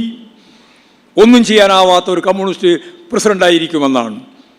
ആ പ്രസിഡന്റ് വളരെ വേഗം തന്നെ പാർലമെൻറ്റ് പിരിച്ചുവിട്ട പാർലമെൻറ്റിൽ അദ്ദേഹത്തിൻ്റെ പാർട്ടിക്കുള്ള സീറ്റ് 3, ഐക്യത്തിൻ്റെ എല്ലാം കൂടി ചേർന്നാൽ തന്നെ വളരെ ചുരുക്കം സീറ്റ്. 20 പാർട്ടികൾ ഉൾപ്പെടെ ചേർത്തുകൊണ്ട് അദ്ദേഹം ഒരു പുതിയ പ്രസ്ഥാനം രൂപപ്പെടുത്തി. ആ പ്രസ്ഥാനം പാർലമെൻറ്റ് തെരഞ്ഞെടുപ്പിൽ മത്സരിച്ചു. ചരിത്രത്തിലാദ്യമായിട്ട് 2/3 ഭൂരിപക്ഷത്തോടുകൂടി കമ്മ്യൂണിസ്റ്റ് പ്രസ്ഥാനത്തിന്, കരുത്തുള്ള ഒരു ഐക്യ പ്രസ്ഥാനത്തിന് അധികാരത്തിലേക്ക് വരാൻ സാധിച്ച പുതിയ സാഹചര്യം ഈ ലോകത്തിന് മുമ്പിൽ നമ്മൾ കാണുകയാണ്. സാഹചര്യം എങ്ങനെയാണ് മാറുക? സാമൂഹ്യ പരിവർത്തനം എങ്ങനെയാണ് സംഭവിക്കുക? സാമൂഹ്യ പരിവർത്തനത്തിന് അട്ടിപ്പേർ അവകാശപ്പെട്ടുകൊണ്ട് പണ്ടേ നിലനിൽക്കുന്ന ആരെങ്കിലും അതിൻ്റെ ഭാഗമായിട്ട് നിന്നാൽ അത് തീർച്ചയായിട്ടും അത് മുന്നോട്ടേക്ക് പോകാനുള്ള കരുത്തില്ലായ്മ ചെയ്യുമോ എന്നെല്ലാമുള്ള ചോദ്യം നമ്മുടെ മുമ്പിലുണ്ടല്ലോ. സാമൂഹ്യ പരിവർത്തനത്തിൻ്റെ രീതി അതാണ്. ഇന്ന് കാണുന്നതല്ല അടുത്ത ആഴ്ചയാകുമ്പോഴുണ്ടാകുക. രാഷ്ട്രീയത്തിൻ്റെ പ്രത്യേകത അതാണ്. ആ സങ്കീർണത മുറ്റി നിൽക്കുന്ന ലോക പശ്ചാത്തലത്തിൽ ശ്രീലങ്ക പോലെ ഒരു സമൂഹത്തിൽ സാമ്പത്തിക പ്രതിസന്ധി കൊണ്ട് അമ്പിച്ച രീതിയിലുള്ള തകർന്ന് തരിപ്പണമായി പോയ ഒരു രാജ്യത്ത് ഉയർത്തെഴുന്നേൽപ്പിൻ്റെ പുതിയ മുദ്രാവാക്യവുമായി കമ്മ്യൂണിസ്റ്റുകാർ മുന്നോട്ടേക്ക് വന്നപ്പോൾ ആ മുദ്രാവാക്യം മുന്നോട്ടേക്ക് വെച്ച നാട്ടിലെ കമ്മ്യൂണിസ്റ്റ് പാർട്ടിക്ക് ഉൾപ്പെടെയുള്ള നല്ല പിന്തുണയാണ് ആദ്യം പ്രസിഡന്റായതും പിന്നീട് പാർലമെൻറ്റിൽ ഭൂരിപക്ഷം മാത്രമല്ല 2/3 ഭൂരിപക്ഷം കിട്ടിയതും. ഇതും ഇപ്പോൾ ഉണ്ടായിക്കൊണ്ടിരിക്കുന്ന സംഭവങ്ങളുടെ ഭാഗമായിട്ട് തന്നെ കാണേണ്ടതാണ്. ഇങ്ങനെയുള്ള നിരവധിയായ സംഭവങ്ങൾ നടക്കുകയാണ്. ഇതിലെല്ലാം ശരിയായ നിലപാട് സ്വീകരിച്ചുകൊണ്ട് കമ്മ്യൂണിസ്റ്റ് പാർട്ടി മുമ്പോട്ടേക്ക് പോകുന്നുണ്ട്. എന്നാൽ നമ്മുടെ സ്വാധീനം നമ്മൾ ആഗ്രഹിക്കുന്നത് പോലെ വളരുന്നില്ല എന്നത് വസ്തുതാപരമായിട്ട് ഞങ്ങൾ പരിശോധിച്ചിട്ടുണ്ട്. ഈ 24ാം പാർട്ടി കോൺഗ്രസിൻ്റെ ഭാഗമായിട്ട് ആ പരിശോധന ഞങ്ങൾ നടത്തും. കേരളത്തിലെ കമ്മ്യൂണിസ്റ്റ് പാർട്ടിയെ സംബന്ധിച്ചിടത്തോളം ഞാൻ വിശദീകരിക്കേണ്ട കാര്യമില്ല, നമുക്കെല്ലാം അറിയാം. ഈ ആധുനിക കേരളത്തെ രൂപപ്പെടുത്തുന്നതിൽ കമ്മ്യൂണിസ്റ്റ് പാർട്ടി വഹിച്ച പങ്ക് വളരെ പ്രധാനപ്പെട്ടതാണ്. ദേശീയ സ്വാതന്ത്ര്യ പ്രസ്ഥാനത്തിൻ്റെ ഭാഗമായിട്ട് കണ്ണഞ്ചിപ്പിക്കുന്ന പോരാട്ടങ്ങൾക്ക് നേതൃത്വം കൊടുത്തത് കേരളത്തിൽ കമ്മ്യൂണിസ്റ്റുകാരാണ്. പുന്നപ്രവയര സമരം ഉൾപ്പെടെ കാവുമ്പായുടെയും കരുവള്ളൂരിൻ്റെയും മുനയംകുന്നിൻ്റെയും കയ്യൂരിൻ്റെയും പോരാട്ടങ്ങളിലൂടെ നിരവധിയായ സമരങ്ങൾക്ക്, പ്രക്ഷോഭങ്ങൾക്ക് നേതൃത്വം കൊടുത്തുകൊണ്ട് നിരവധിയായ രക്തസാക്ഷികൾ ഈ കേരളത്തിൽ രൂപപ്പെട്ട് ഉയർന്നു വന്ന് ദേശീയ പ്രസ്ഥാനത്തിൻ്റെ ഭാഗമായിട്ടാണ്. അതിൻ്റെ തുടർച്ചയായിട്ടും ആ പോരാട്ടങ്ങൾ തുടർന്നിട്ടുണ്ട്. നവോത്ഥാന പ്രസ്ഥാനം, തുടർന്ന് നവോത്ഥാന പ്രസ്ഥാനത്തിൻ്റെ തുടർച്ചയായി ദേശീയ പ്രസ്ഥാനത്തിൻ്റെ ഒപ്പം തന്നെ ചേർന്ന് കമ്മ്യൂണിസ്റ്റ് പാർട്ടി, ഇതെല്ലാം നടത്തിയ പോരാട്ടത്തിൻ്റെ ഭാഗമായിട്ടാണ് ഒരു ആധുനിക കേരളം മെല്ലെ മെല്ലെ പച്ച പിടിച്ച് വളർന്നു വന്നത്. അത് യാദൃശ്ചിക സംഭവത്തിൻ്റെ ഭാഗമായിട്ടല്ല, കൃത്യമായ ആസൂത്രിതമായ നീക്കത്തിൻ്റെ ഭാഗമായിട്ടാണ്. ഞാൻ നേരത്തെ പറഞ്ഞ പോലെ കമ്മ്യൂണിസ്റ്റുകാർ സ്വാതന്ത്ര്യത്തെപ്പറ്റി പറയുമ്പോൾ ഭൂപ്രഭുത്വം, ജന്മിത്വം അവസാനിപ്പിക്കേണ്ടത് അതിൻ്റെ കൂടപ്പുറപ്പായിട്ട് വേണമെന്ന് ഞങ്ങൾ പറഞ്ഞു. അപ്പോൾ ഞങ്ങളുടെ മുദ്രാവാക്യത്തിൻ്റെ കുന്തമുന ബ്രിട്ടീഷുകാർക്കെതിരായ പോരാട്ടത്തിൻ്റെ ഒപ്പം തന്നെ ജന്മിത്വം അവസാനിപ്പിക്കുക എന്നുള്ളതാണ്. ഉൽപാദക ബന്ധത്തിൽ മൗലികമായ മാറ്റം വരുത്തുക എന്നുള്ളത് തന്നെയാണ്. 1956 ഐക്യ കേരളം 57ലേക്ക് വരികയാണ്. 56 അന്ന് കമ്മ്യൂണിസ്റ്റ് പാർട്ടിയുടെ തൃശ്ശൂർ സമ്മേളനം ചേരുന്നു. അപ്പോൾ ആലോചിച്ചു 57 വരാൻ പോകുന്ന തെരഞ്ഞെടുപ്പ്, ഐക്യ കേരളത്തിൻ്റെ തുടർച്ചയായി വരാൻ പോകുന്ന തെരഞ്ഞെടുപ്പ്. ആ തെരഞ്ഞെടുപ്പിൽ എന്തായിരിക്കണം മുദ്രാവാക്യം? ഒരു പുതിയ തലത്തിലേക്കാണ് ചിന്തിച്ചത്. ലോകത്തിലെ കമ്മ്യൂണിസ്റ്റ് പ്രസ്ഥാനങ്ങളെല്ലാം വിപ്ലവത്തെപ്പറ്റിയും വിപ്ലവ സമരങ്ങളിലൂടെ ഭരണാധികാരി വർഗമായിട്ട് രൂപപ്പെടാനുള്ള, ഭരണ പോരാട്ടങ്ങളിലേക്ക് നീങ്ങാനുള്ള വിപ്ലവങ്ങളെ സംബന്ധിച്ചും ആലോചിച്ചുകൊണ്ടിരുന്ന സന്ദർഭത്തിൽ ഇന്ത്യൻ പരിസ്ഥിതിയിൽ കേരളത്തിൻ്റെ പ്രത്യേക സാഹചര്യത്തിൽ 1956 കമ്മ്യൂണിസ്റ്റ് പാർട്ടി തീരുമാനിച്ചു തെരഞ്ഞെടുപ്പിനെ, പോരാട്ടത്തെ കൃത്യമായിട്ട് നമുക്ക് ഉപയോഗിക്കണം. 57 തെരഞ്ഞെടുപ്പ് അങ്ങനെയാണ്. 1957 ഏപ്രിൽ മാസം 5-ാം തീയതി ലോക ചരിത്രത്തിലാദ്യമായി കമ്മ്യൂണിസ്റ്റുകാർ അധികാരത്തിൽ വന്നു. കമ്മ്യൂണിസ്റ്റുകാർ മാത്രമല്ല, സ്വതന്ത്രന്മാരും കൂടി. അന്ന് ഐക്യമുന്നണിയൊന്നുമില്ല, സ്വതന്ത്രന്മാരും കമ്മ്യൂണിസ്റ്റുകാരും. അങ്ങനെയാണ് വി ആർ കൃഷ്ണയ്യരും അതുപോലെ തന്നെ AR മേനോൻ ഉൾപ്പെടെ എല്ലാവരും തന്നെ മന്ത്രിയായത്. അവരൊന്നും കമ്മ്യൂണിസ്റ്റുകാരായിരുന്നില്ല, സ്വതന്ത്രന്മാരായിരുന്നു. അതുപോലെ ജോസഫ് മുണ്ടശ്ശേരി ഉൾപ്പെടെ. ആ ഗവൺമെൻറ് 1957 അധികാരത്തിൽ വന്ന ആ ഗവൺമെൻറ് 5-ാമത്തെ ദിവസം കഴിഞ്ഞ് 6-ാമത്തെ ദിവസം 1957 ഏപ്രിൽ 11-ന് 5-നാണ് അധികാരത്തിൽ വന്നത്. 11-ാം തീയതി ഒരു ഓർഡിനൻസ് ഇറക്കി. അത് ഇന്ത്യയുടെ ചരിത്രത്തിലെ ആദ്യത്തെ ഓർഡിനൻസാണ്. ആ ഓർഡിനൻസിലാണ് പറഞ്ഞത്, ഇനി ജന്മിമാർക്ക്, ഭൂപ്രഭുക്കൾക്ക്, കുടിയാന്മാരെയും കുടികിടപ്പുകാരെയും ഭൂമിയിൽ നിന്ന് ഒഴിപ്പിക്കാൻ അവകാശമില്ല. കുടി ഒഴിപ്പിക്കൽ വിരുദ്ധ ഓർഡിനൻസ്. ഈ ആധുനിക കേരളത്തെ രൂപപ്പെടുത്തിയ ഏറ്റവും പ്രധാനപ്പെട്ട ഓർഡിനൻസ് അത്. ആ നിയമമായിട്ടില്ല, പാസ്സായിട്ടുമില്ല. പക്ഷെ നിൽക്കാൻ ഇടം കിട്ടിയപ്പോഴാണ് തൻ്റെ ഇടിയായിട്ട് ഈ മലയാളി മാറിയത്. തനിക്കൊരിടം, ഒഴിപ്പിക്കാൻ ഒരു ജന്മിക്കും അവകാശമില്ല എന്നുള്ള അവസ്ഥ വന്നു. നിയമപരമായിട്ടല്ല, ജനങ്ങൾക്ക് പിടിച്ചു നിൽക്കാൻ കഴിഞ്ഞു. അങ്ങനെ തൻ്റെ ഇടിയായി മാറുന്ന ഒരു പുതിയ വർഗം ഈ കേരളത്തിൽ രൂപം കൊണ്ടത് 1957 സഖാ VMSൻ്റെ ഗവൺമെൻറ്റിൻ്റെ ഘട്ടത്തോടു കൂടിയാണ്. അതിൻ്റെ ഒപ്പം തന്നെയാണ് വിദ്യാഭ്യാസം, അതിൻ്റെ ഒപ്പം തന്നെയാണ് വിവിധ തലങ്ങളിലുള്ള അഴിച്ചുപണിക്ക് വേണ്ടിയുള്ള ബോധപൂർവ അടിത്തറ സഖാ VMSന് ഗവൺമെൻറ് ഉണ്ടാക്കി. 2 കൊല്ലമേ ഉണ്ടായുള്ളൂ. സമരം നടന്നു. അത് എല്ലാ പിന്തിരിപ്പന്മാരും ചേർന്നു, എല്ലാ ജാതി മതവർഗീയ ശക്തികളും ചേർന്നു, എല്ലാ പ്രതിപക്ഷ പാർട്ടികളും എല്ലാം ചേർന്ന് കമ്മ്യൂണിസ്റ്റ് പാർട്ടിയുടെ ഗവൺമെൻറ്റിനെ തകർക്കാൻ വേണ്ടി ജവഹർലാൽ നെഹ്റുവുമായിട്ടും ഇന്ദിരാഗാന്ധിയായിട്ടും ഒക്കെ ആലോചിച്ച് തികച്ചും തെറ്റായ ഭരണഘടനാ വകുപ്പ് ഉപയോഗിച്ച് സഖാ VMSൻ്റെ ഗവൺമെൻറ്റിനെ പിരിച്ചുവിട്ടു. കൃത്യം 10 കൊല്ലം. 1957 കഴിഞ്ഞ് 67 ആകുമ്പോഴേക്ക് വീണ്ടും സഖാ VMS ഗവൺമെൻറ് അധികാരത്തിൽ വന്നു. ആ 67 അധികാരത്തിൽ വന്നപ്പോൾ ഞാൻ നേരത്തെ പറഞ്ഞ വിദ്യാഭ്യാസം ഉൾപ്പെടെയുള്ള വിവിധ തലങ്ങളിൽ ജനകീയമായ ഒരു പശ്ചാത്തലം രൂപപ്പെടുത്തിയ 10 കൊല്ലത്തിന് മുമ്പുള്ള ഗവൺമെൻറ്, അതിൻ്റെ കൂടി അനുഭവത്തിൻ്റെ വെളിച്ചത്തിൽ 1967 സഖാ VMSന് ഗവൺമെൻറ് ഗൗരിയമ്മ റവന്യൂ വകുപ്പ് കൈകാര്യം ചെയ്യുന്ന സന്ദർഭത്തിൽ ഒരു നിയമം പാസ്സാക്കാൻ തീരുമാനിച്ചു. ആ നിയമമാണ് കാർഷിക ഭൂപരിഷ്കരണ ഭേദഗതി നിയമം. 1969 ഒക്ടോബർ മാസം 14-ാം തീയതി ആ നിയമസഭ ഏകണ്ഠേന പാസ്സാക്കി. അത് വളരെ ചെറിയ ന്യൂനപക്ഷമായിരുന്നു യഥാർത്ഥത്തിൽ പ്രതിപക്ഷം. ആ നിയമം പാസ്സായി. പക്ഷേ നിയമം പാസ്സായി എന്നുള്ളത് കൊണ്ട് മാത്രം നിയമം നടപ്പിലാകുന്നില്ല. അപ്പോഴേക്ക് നമ്മുടെ ഗവൺമെൻറ് മാറി, പുതിയൊരു ഗവൺമെൻറ് വന്നു. ആ നിയമം നടപ്പിലാക്കുമെന്നുള്ളതിന് ഒരു ഗ്യാരണ്ടി ഇല്ലാത്ത സാഹചര്യമാണ് വന്നു ചേർന്നത്. കരുണാകരനാണ് അതിൻ്റെ മുൻകൈ. അപ്പോഴാണ് ഈ ഇന്ത്യയുടെ മുമ്പിൽ, ലോകത്തിൻ്റെ മുമ്പിൽ തന്നെ കേരളത്തിലെ കമ്മ്യൂണിസ്റ്റ് പ്രസ്ഥാനം, ഇന്ത്യയിലെ പാർട്ടിയുമായിട്ട് ബന്ധപ്പെടുന്ന സുന്ദരയ്യ ഉൾപ്പെടെയുള്ളവരെല്ലാം വന്നു. സുന്ദരയ്യുണ്ട്, EMS ഉണ്ട്, AKG ഉണ്ട്, CH കണാരനുണ്ട്, VS അച്യുതാനന്ദനുണ്ട്. എല്ലാവരും ചേർന്ന്, അന്ന് അഴീക്കോടൻ രാഘവൻ ഉൾപ്പെടെയുള്ളവരെല്ലാമാണ് ഇതിൻ്റെ ഏറ്റവും മുമ്പ് നിൽക്കുന്നവർ. അവരെല്ലാം കൂടി ചേർന്ന് ഒരു കാര്യം തീരുമാനിച്ചു. ആദ്യത്തെ നമ്മുടെ നിയമം, നമ്മൾ ആഗ്രഹിച്ച കാർഷിക ഭൂപരിഷ്കരണ നിയമം എന്ന് പറഞ്ഞാൽ ജന്മിത്വം അവസാനിപ്പിക്കുന്ന നിയമം ഇന്ത്യയിൽ ആദ്യമാണ്. ആ നിയമം പാസ്സായിട്ട് നടപ്പിലാക്കുന്നില്ല. അങ്ങനെ നടപ്പിലാക്കാതിരിക്കുന്ന സന്ദർഭത്തിൽ പാർലമെൻ്ററി പ്രവർത്തനത്തിൻ്റെ ഭാഗമായിട്ടുള്ള നിയമനിർമ്മാണവും പാർലമെൻറ്റേതര പ്രവർത്തനത്തിൻ്റെ ഭാഗമായി ജനകീയ പ്രക്ഷോഭങ്ങളിലൂടെ ആ നിയമം പ്രാവർത്തികമാക്കാനുള്ള അതിശക്തിയായ ജനകീയ ഇടപെടലും പ്രത്യശാസ്ത്രപരമായിട്ട് ലോകത്തിന് മുമ്പിൽ കമ്മ്യൂണിസ്റ്റ് പാർട്ടി നൽകിയ ഏറ്റവും പ്രധാനപ്പെട്ട ഇന്ത്യയുടെ സംഭാവനകളിൽ ഒന്നതാണ് പാർലമെൻ്ററി പ്രവർത്തനവും പാർലമെൻറ്റേതര പ്രവർത്തനവും. ഈ പാർലമെൻറ്റേതര പ്രവർത്തനത്തിൻ്റെ ഭാഗമായിട്ട് കമ്മ്യൂണിസ്റ്റ് പാർട്ടി കൃത്യമായി പ്ലാൻ ചെയ്ത് കർഷക തൊഴിലാളി പ്രസ്ഥാനത്തിൻ്റെ ആഭിമുഖ്യത്തിലുള്ള ജാഥ, അതിൻ്റെ സമാപനം വലിയ സമ്മേളനം ആലപ്പുഴ അറവുകാട് മൈതാനം, 5 ലക്ഷത്തിലധികം ആളുകൾ പങ്കെടുത്തു എന്നാണ്. ആ സമ്മേളനത്തിലാണ് സഖാവ് AKG സമരപ്രഖ്യാപനം നടത്തിയത്. ഇവരെല്ലാം ഉണ്ട്, സുന്ദരി ഉൾപ്പെടെ എല്ലാം നിരന്നിരിക്കുന്നുണ്ട്. സഖാവ് AKG ആണ് സമരപ്രഖ്യാപനം നടത്തിയത്. എന്താ പ്രഖ്യാപനം? വളരെ ലളിതമാണ് പ്രഖ്യാപനം. കാർഷിക ഭൂപരിഷ്കരണ ഭേദഗതി നിയമം പാസ്സാക്കിയിരിക്കുന്നു. ഒക്ടോബർ 14, ഇന്ന് ഡിസംബർ 14, 2 മാസം കഴിഞ്ഞു. ആ നിയമം നടപ്പിലാക്കാൻ കൂട്ടാക്കുന്നില്ല. അതുകൊണ്ട് ഈ മഹാസമ്മേളനം പ്രഖ്യാപിക്കുന്നു 1969 ഒക്ടോബർ മാസം 14-ാം തീയതി പ്രഖ്യാപിച്ച കാർഷിക ഭൂപരിഷ്കരണ ഭേദഗതി നിയമം ഈ ഗവൺമെൻറ് നടപ്പിലാക്കിയാലും നടപ്പിലാക്കിയില്ലെങ്കിലും 1970 ജനുവരി മാസം 1-ാം തീയതി ആ നിയമം നടപ്പിലായതായി ഞങ്ങളിതാ പ്രഖ്യാപിക്കുന്നു എന്ന് കരഘോഷത്തിനിടയിലാണ് AKജിയുടെ പ്രസംഗം. ആ സമ്മേളനം പിരിഞ്ഞു. 1970 ജനുവരി മാസം 1-ാം തീയതി ലക്ഷക്കണക്കിന് കമ്മ്യൂണിസ്റ്റുകാർ ഈ കേരളത്തിൽ അങ്ങോളം ഇങ്ങോളം, കർഷക തൊഴിലാളി പ്രസ്ഥാനത്തിൻ്റെ ഭാഗമായി നിൽക്കുന്നവർ, കർഷക പ്രസ്ഥാനത്തിൻ്റെ വക്താക്കൾ എല്ലാവരും രംഗത്തിറങ്ങി. ലക്ഷക്കണക്കിന് കുടുംബങ്ങൾക്ക് അവരുടെ ഭൂമി വളച്ചുകെട്ടി കുടിയടപ്പ് അവകാശം സ്ഥാപിച്ചു. അതിലുള്ള ഉഭയങ്ങൾ അവരെടുത്തു.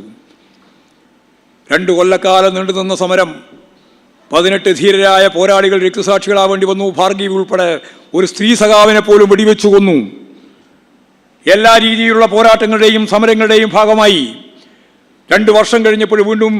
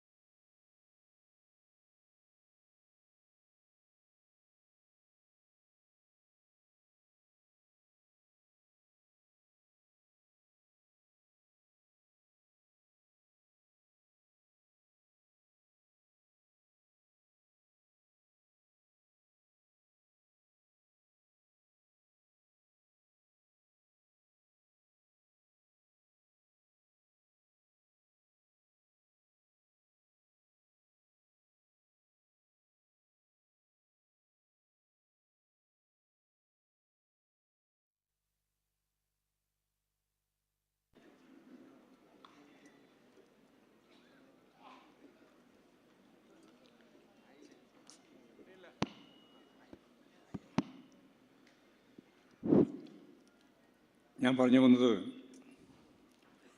1970 ജനുവരി മാസം 1-ന് ആരംഭിച്ച സമരം 2 വർഷക്കാലം പിന്നിട്ടപ്പോൾ സഖാവ് AKജി തന്നെ മുൻകൈയെടുത്തുകൊണ്ട് രാജകൊട്ടാരത്തിൻ്റെ വളപ്പിലേക്ക് ചാടിക്കടന്ന് മിച്ചഭൂമി സമരം, മിച്ചഭൂമി നേരത്തെ കുടികിടപ്പാണ്, അതിന് പുറമെ പാവപ്പെട്ടവർക്ക് ലഭിക്കേണ്ടുന്ന മിച്ചഭൂമി അവർക്ക് ലഭിക്കാൻ വേണ്ടിയുള്ള സമരം ആരംഭിച്ചു. ആയിരക്കണക്കിന് ആളുകൾ ജയിലിലേക്ക് പോയ സമരമാണ്. ആ സമരങ്ങളെല്ലാം കഴിഞ്ഞ് ഞാൻ നേരത്തെ പറഞ്ഞതുപോലെ നിരവധി സഖാക്കൾ സ്വന്തം ജീവിതം തന്നെ സമർപ്പിച്ച് രക്തസാക്ഷികളായി. എത്രയോ സഖാക്കൾക്ക് മർദ്ദനമേൽക്കേണ്ടി വന്നു, ജീവശവങ്ങളായിട്ട് മാറി. 10,000-കണക്കിന് ആളുകൾ കൽത്തുറുങ്കിൽ കടന്നു. അതെല്ലാം കഴിഞ്ഞ് തിരിഞ്ഞു നോക്കുമ്പോൾ ഒരു മഹനീയ ചിത്രം തെളിഞ്ഞു. അത് ഒരു തുണ്ട് ഭൂമി കയ്യിലില്ലാതിരുന്നവർക്ക് 36 ലക്ഷം കുടുംബങ്ങൾക്ക് സ്വന്തമായിട്ട് ഭൂമി കിട്ടി. ഈ കേരളം എങ്ങനെയാണ് ഇന്നത്തെ കേരളമായത് എന്ന ചോദ്യത്തിൻ്റെ ഒന്നാമത്തെ ഉത്തരവാണ്. ഉൽപാദന വിതരണ ഘടനയിൽ മാറ്റം വന്നു. ഭൂബന്ധത്തിൽ മൗലികമായ മാറ്റം. 5 സെൻറ്റ് മുതൽ 15 ഏക്കർ വരെ ഭൂമിയാണ് ഇവർക്ക് കിട്ടിയത്. അത് ഏതാണ്ട് 36 ലക്ഷം വരും എന്ന് പറഞ്ഞാൽ അന്നത്തെ കേരളീയ കുടുംബങ്ങളിൽ ഭൂരിപക്ഷത്തിന് സ്വന്തമായിട്ട് ഭൂമി. അവിടെ നിന്നാണ് മുമ്പോട്ടേക്ക് നമ്മൾ നീങ്ങിയത്. അപ്പോഴേക്ക് 1957 സഖാ VMSൻ്റെ കാലത്തുള്ള 1-ാം ക്ലാസ്സിലേക്കുള്ള പ്രവേശനത്തിൽ ഉച്ചക്കഞ്ഞി ഉൾപ്പെടെ വന്ന് പഠനം തുടങ്ങി. ജനകീയ വിദ്യാഭ്യാസം അതിൻ്റെ 2-ാമത്തെ തലമുറ വന്നു. ഇപ്പോഴാകുമ്പോഴേക്ക് 3-ാമത്തെ തലമുറയായി. 3-ാമത്തെ തലമുറയായിട്ട് നിൽക്കുമ്പോൾ ഇന്ന് കേരളത്തിൽ അഭ്യസ്തവിദ്യരല്ലാത്ത യുവതീ യുവാക്കൾ പുതിയ തലമുറയുടെ ഭാഗമായിട്ടില്ല. മുമ്പ് നിരക്ഷരായിരുന്നു സെൻസസിലെ ഒരു വലിയ വിഭാഗം. അതൊക്കെ മാറി. ഇപ്പോൾ സാക്ഷരതയല്ല, ഉന്നത വിദ്യാഭ്യാസമാണ് കേരളത്തിലെ പുതിയ തലമുറക്ക്. ഇത് ലോകത്ത് അത്യപൂർവമാണെന്ന് കാണണം. ഇന്ത്യയിൽ എവിടെയുമില്ല. യു പി നമ്മളെക്കാളും വലിയ സംസ്ഥാനമാണ്, എത്രയോ ഇരട്ടി. പക്ഷേ അഭ്യസ്തവിദ്യരായ യുവതി യുവാക്കൾ, പ്രത്യേകിച്ച് സ്ത്രീകൾ ഏറ്റവും കൂടുതലുള്ളത് ഇപ്പോഴും കേരളത്തിലാണ്. ചിലർ പറയാറുണ്ട്, ഈ തൊഴിലില്ലായ്മ അനുഭവിച്ചുകൊണ്ടിരിക്കുന്ന യുവാക്കളെ കണ്ട് എൻ്റെ ശിരസ് താഴ്ന്നു. ഒരു ശിരസും താഴ്ത്തണ്ട. ഇന്ത്യയുടെ മുന്നിൽ ഇതൊരു പുതിയ അനുഭവമാണ്, ഒരു പുതിയ ശക്തി. അവർ നല്ല വിദ്യാഭ്യാസം നേടിയിട്ടുള്ളവരാണ്. അവരുടെ തൊഴിലില്ലായ്മയാണ് നമ്മുടെ പ്രശ്നം. ആ പ്രശ്നം പരിഹരിക്കാം. ഈ തൊഴിലില്ലായ്മ പ്രശ്നം പരിഹരിക്കുന്നതിൻ്റെ ഭാഗമായിട്ടാണ് രണ്ടാം പിണറായി സർക്കാർ ഒരു കാര്യം ചെയ്തത്. 20 ലക്ഷം ആളുകൾക്ക് ഞങ്ങൾ തൊഴിൽ നൽകും. ആദ്യത്തെ പ്രഖ്യാപനമാണ്. മറ്റ് സാധാരണ തൊഴിലില്ലായ്മയെപ്പറ്റി ആ രീതിയിൽ അഡ്രസ്സ് ചെയ്യാറില്ല ഇടതുപക്ഷ മുന്നണി ഗവൺമെൻറ്റുകൾ. കാരണം നമ്മുടെ എല്ലാം ധാരണ, നമ്മളെല്ലാം പ്രസംഗിക്കും മുമ്പ് പറഞ്ഞുകൊണ്ടിരുന്നത് മുതലാളിത്ത ഉൽപ്പന്നമാണ് തൊഴിലില്ലായ്മ. അത് മുതലാളിത്തത്തിൻ്റെ അന്ത്യത്തോടുകൂടി മാത്രം അവസാനിപ്പിക്കാൻ സാധിക്കുന്നതാണ്. മാറി വന്ന കേരളീയ പശ്ചാത്തലത്തിൽ ജനാധിപത്യ വിപ്ലവത്തിൻ്റെ ചില ഉള്ളടക്കങ്ങൾ കൈകാര്യം ചെയ്യാൻ കഴിഞ്ഞ ഒരു സംസ്ഥാനമാണ് കേരളം എന്നുള്ളതുകൊണ്ട് ഞാൻ നേരത്തെ പറഞ്ഞ 57 മുതലുള്ള കേരളത്തിൻ്റെ വളർച്ചയിൽ ഈ തൊഴിലില്ലായ്മ അഡ്രസ്സ് ചെയ്യാൻ നമുക്ക് കഴിയും. 20 ലക്ഷം ആളുകൾക്ക് തൊഴിൽ നൽകാം. ആ തൊഴിൽ നൽകുന്നതിൻ്റെ ഭാഗമായിട്ട് ഇപ്പോഴും നമ്മൾ 2 കൊല്ലക്കാലമായി പുതിയ സംരംഭകരെ രജിസ്റ്റർ ചെയ്ത് വ്യവസായത്തിലേക്ക്, സംരംഭങ്ങളിലേക്ക് വരികയാണ്. 2,40,000 പുതിയ സംരംഭങ്ങൾ രജിസ്റ്റർ ചെയ്ത് ഇന്ത്യയിൽ 1-ാം സ്ഥാനത്തേക്ക് ഈ കേരളം വന്നു. 2,40,000. ഒരു 6-7 ലക്ഷം ആളുകൾക്ക് തൊഴിലായി. അതിന് 100 കോടിയിലധികം വരുന്ന വളരെ പ്രധാനപ്പെട്ട സംരംഭങ്ങളാക്കി മാറ്റാനുള്ള ശ്രമമാണ് ഇപ്പോൾ ആരംഭിക്കുന്നത്. അതൊരു സുസ്ഥിരത വേണം. അതിൻ്റെ ഭാഗമായിട്ടാണ് വളരെ വ്യക്തതയോടുകൂടി നമ്മൾ സ്റ്റാർട്ടപ്പ് മിഷൻ 15,000 സ്റ്റാർട്ടപ്പുകൾ, ലോക മാർക്കറ്റിൽ ഏറ്റവും കൂടുതൽ അംഗീകാരമുള്ളതാണ് കേരളത്തിലെ ചെറുപ്പക്കാരുടെ ഈ ബുദ്ധി ഉപയോഗിച്ചുള്ള സ്റ്റാർട്ടപ്പ് മിഷൻ്റെ ഭാഗമായ സ്റ്റാർട്ടപ്പുകൾ. നമുക്കത് ചെയ്യാം. വിജ്ഞാന സമൂഹം എന്ന് പ്രകടന പത്രികയിൽ വെറുതെ പറഞ്ഞതല്ല. വിജ്ഞാന സമൂഹം, അതാണ് ഇന്ത്യയിലെ കേരളം. കേരളം മാത്രം. വിജ്ഞാന സമൂഹം എന്ന് പറഞ്ഞിട്ട് അവിടെ അവസാനിപ്പിക്കുകയല്ല ചെയ്തത്. വിജ്ഞാന സമ്പദ് വ്യവസ്ഥ ചരിത്രത്തിലെ ഒരു പുതിയ മുഹൂർത്തമാണ്. വിജ്ഞാന സമ്പദ് വ്യവസ്ഥ. എക്കണോമിക്സ് മുഴുവൻ പഠിക്കുന്നതും പഠിപ്പിക്കുന്നതും ഒരു സമ്പദ് വ്യവസ്ഥയുടെ കേന്ദ്രം മൂലധനമാണ്, പണമൂലധനം. ഇതാ പുതിയ പഠനം അല്ല. നമ്മുടെ മൂലധനം പണമൂലധനമല്ല. പിന്നെയോ ബുദ്ധി, അറിവ്, നോളജ്. ആ മൂലധനം ഉപയോഗിച്ച് നമുക്ക് വ്യവസായങ്ങൾ ആരംഭിക്കാം. ആ വ്യവസായത്തിൻ്റെ ഭാഗമായിട്ട് കേരളത്തിലെ തൊഴിലില്ലായ്മ പ്രശ്നം ഉൾപ്പെടെ പരിഹരിച്ച് മുന്നോട്ടേക്ക് പോകാൻ നമുക്കാവും. ഇപ്പോഴും നമ്മൾ 7 ലക്ഷത്തിലധികമായത് ഏതാണ്ട് 10 ലക്ഷത്തോളമായിട്ടുണ്ട്. ഇനി ഒന്നര കൊല്ലം കഴിയുമ്പോഴേക്ക് ഈ വരുന്ന പശ്ചാത്തലത്തിൽ നടക്കാൻ പോകുന്ന പ്രക്രിയയിലൂടെ കേഡേഴ്സിൻ്റെയും അതുപോലെ എക്കണോമി മിഷൻ്റെയും എല്ലാം ഇടപെടലോടുകൂടി ഒരു 10 ലക്ഷം കൂടി ജോലി കൊടുക്കാൻ കഴിയുന്ന ഒരവസ്ഥ വന്നാൽ 20 ലക്ഷത്തിൻ്റെ തൊഴിൽ നമുക്കിപ്പോൾ കണ്ടെത്താം. വിഴിഞ്ഞം പോർട്ട് ലോകത്തിലെ തന്നെ ഏറ്റവും പ്രധാനപ്പെട്ട പോർട്ടുകളിൽ ഒന്നായി വളരുകയാണ്. ഇതേവരെ ഇങ്ങനെയൊരു പോർട്ട് ലോകത്തിൻ്റെ മുമ്പിൽ തന്നെ ഇത്ര വേഗത്തിൽ കുതിച്ചിട്ടില്ല. കപ്പൽ താരിയുടെ ഏറ്റവും അടുത്തുള്ള പോർട്ടാണ് നമ്മുടെ പോർട്ട്. വലിയ ആഴം. കൊച്ചിയിലൊക്കെ കുഴിച്ച് മണ്ണെടുത്ത് വേണം ആഴം കൂട്ടാൻ. ഇവിടെ ഒരു മണ്ണെടുക്കേണ്ട കാര്യമില്ല, പ്രകൃതിദത്തമാണ്. അത് ഈ കൊല്ലം അതുപോലെ തന്നെ തിരുവനന്തപുരം 2 ജില്ലകളെയും കണ്ടാൽ തിരിച്ചറിയാത്ത രീതിയിൽ ഉയർത്തും മാറ്റും. കുറച്ച് കൊല്ലം പിടിക്കും. നമ്മൾ ഒരു സംശയവും വേണ്ട, ആ തലത്തിലേക്കാണ് നീക്കം. കോറിഡോർ ആരംഭിക്കാൻ പോവുകയാണ് വ്യാവസായിക ശൃംഖലയിൽ. കൊച്ചിയിൽ നിന്ന് കോയമ്പത്തൂരേക്ക്, കോഴിക്കോട് നിന്ന് മംഗലാപുരത്തേക്ക് 2 കോറിഡോർ. 1300 ഏക്കർ ഭൂമിയാണ് അതിനുവേണ്ടി ഇപ്പോഴ് നമ്മൾ പാലക്കാട് മാത്രം ഏറ്റെടുത്തിട്ടുള്ളത്. ഗവൺമെൻറ്റിൻ്റെ അംഗീകാരത്തോടുകൂടി കേന്ദ്ര ഗവൺമെൻറ് ഇപ്പോഴ് സമ്മതിച്ചിരിക്കുന്നു. 1300 ഏക്കർ. നമ്മുടെ പുതിയ വ്യവസായ സംരംഭങ്ങൾ ഇവിടെ കൃത്യതയോടുകൂടി പറഞ്ഞു 14,000 ആളുകൾ ക്യൂ നിൽക്കുകയാണ് കേരളത്തിൽ വ്യവസായ സംരംഭങ്ങൾക്ക് ഭൂമിക്ക് വേണ്ടി. 14,000. കേരളം പുതിയ തലത്തിലേക്കാണ് നീങ്ങുന്നത്. ഞാൻ നേരത്തെ പറഞ്ഞ വിജ്ഞാന സമൂഹവും വിജ്ഞാന സമ്പദ് വ്യവസ്ഥയിലേക്കുള്ള ജനങ്ങളുടെ കുതിച്ചുകയറ്റവും ഇതിനു വേണ്ടിയുള്ള ഗവൺമെൻറ്റിൻ്റെ നിലപാടും എല്ലാം കൂടി ചേർന്ന് ഈ കേരളത്തെ ഒരു പുതിയ കേരളമാക്കി മാറ്റാനാവും. അതാണ് രണ്ടാം ടേമിലെ ആദ്യത്തെ ഗവൺമെൻറ്റിൻ്റെ 1ാമത്തെ യോഗത്തിൽ തീരുമാനിച്ചു. നമുക്ക് ഇനി അതിദരിദ്രർ വേണ്ട, പട്ടിണിയില്ലാതൊരു നാടാവണം. 35%, 40% മറ്റ് സംസ്ഥാനങ്ങളിൽ പട്ടിണി. ഇവിടെ 0.5%. 100 ആൾ കൂടിയാലേ ഒരാൾക്ക് പട്ടിണിയുള്ളൂ ഇവിടെ. ആ പട്ടിണി അവസാനിപ്പിക്കുന്നതിനെ പറ്റിയുള്ള സർവേ എടുത്തു. ആ സർവേയിൽ കണ്ടു 64,006 കുടുംബം. 64,006. കഴിഞ്ഞ നവംബർ ആകുമ്പോഴേക്ക് തന്നെ, അത് ഈ നവംബറിൽ, അതിന് മുമ്പുള്ള നവംബറിൽ കൃത്യമായിട്ട് 30,000 ആളുകളെ മോചിപ്പിച്ചു. ഇനി 34,006. അതിലിപ്പോഴും തന്നെ മിക്കവാറും ആയിട്ടുണ്ട്. ചില പഞ്ചായത്തുകൾ പൂർണ്ണമായിട്ടും ദാരിദ്ര്യമുക്തമായിട്ടുണ്ട്. ഇനി ഈ വരുന്ന നവംബർ 2025 നവംബർ മാസം 1-ാം തീയതി കേരള പിറവി ദിനം ഈ കേരളം ആഘോഷിക്കുന്നത് ഒരു ദരിദ്രൻ എന്ന് പറഞ്ഞാൽ അതിദാരിദ്ര്യത്തിൽപ്പെട്ട, ഒരു പട്ടിണി കിടക്കുന്ന, ഒരു മനുഷ്യനുമില്ലാത്ത ഇന്ത്യയിലെ ആദ്യത്തെ സംസ്ഥാനമായി ഈ കേരളം മാറുന്നു എന്നതാണ്. അതിദരിദ്രരില്ലാത്ത കേരളം. എല്ലാവർക്കും വീട് എന്നത് സ്വപ്നമായിരുന്നു ലോകത്ത് മുതലാളിത്ത സമൂഹത്തിൽ. പാവപ്പെട്ട മുഴുവൻ മനുഷ്യർക്കും വീട് നൽകാൻ ഏതാണ്ട് 5 ലക്ഷം വീട് ഇപ്പോഴും പൂർത്തിയായിട്ടുണ്ട്. ഇനിയും കുറേയും കൂടി വീട് വേണം. ആ വീട് തദ്ദേശ സ്വയംഭരണ സ്ഥാപനങ്ങൾ ഉൾപ്പെടെ ചേർന്നുകൊണ്ട് എങ്ങനെ നൽകാം എന്ന കാര്യം തീരുമാനിച്ചാൽ ഒരു കാര്യം വളരെ വ്യക്തമാണ്. ലോകത്ത്, ഇന്ത്യയിലല്ല ഞാൻ പറയുന്നത്, ലോകത്ത് പാവപ്പെട്ട മനുഷ്യർക്ക് മുഴുവൻ കയറിക്കിടക്കാൻ ഇടമുണ്ട് എന്ന് പറയുന്ന സോഷ്യലിസ്റ്റ് സമൂഹത്തിന്റെ പുറത്തുള്ള ഒരേ ഒരു നാട് ഈ കേരളമായിരിക്കുമെന്നുള്ളതാണ് ലോകത്തിന്റെ മുമ്പിലുള്ള ചിത്രം. വളരെ അപൂർവമായ സംഭവമാണ്. നമ്മുടെ എല്ലാവർക്കും അറിയുന്നതാണ് ആരോഗ്യ പരിപാലനം. ലോകോത്തരമാണ് കേരളത്തിൻ്റെ കഴിവ്.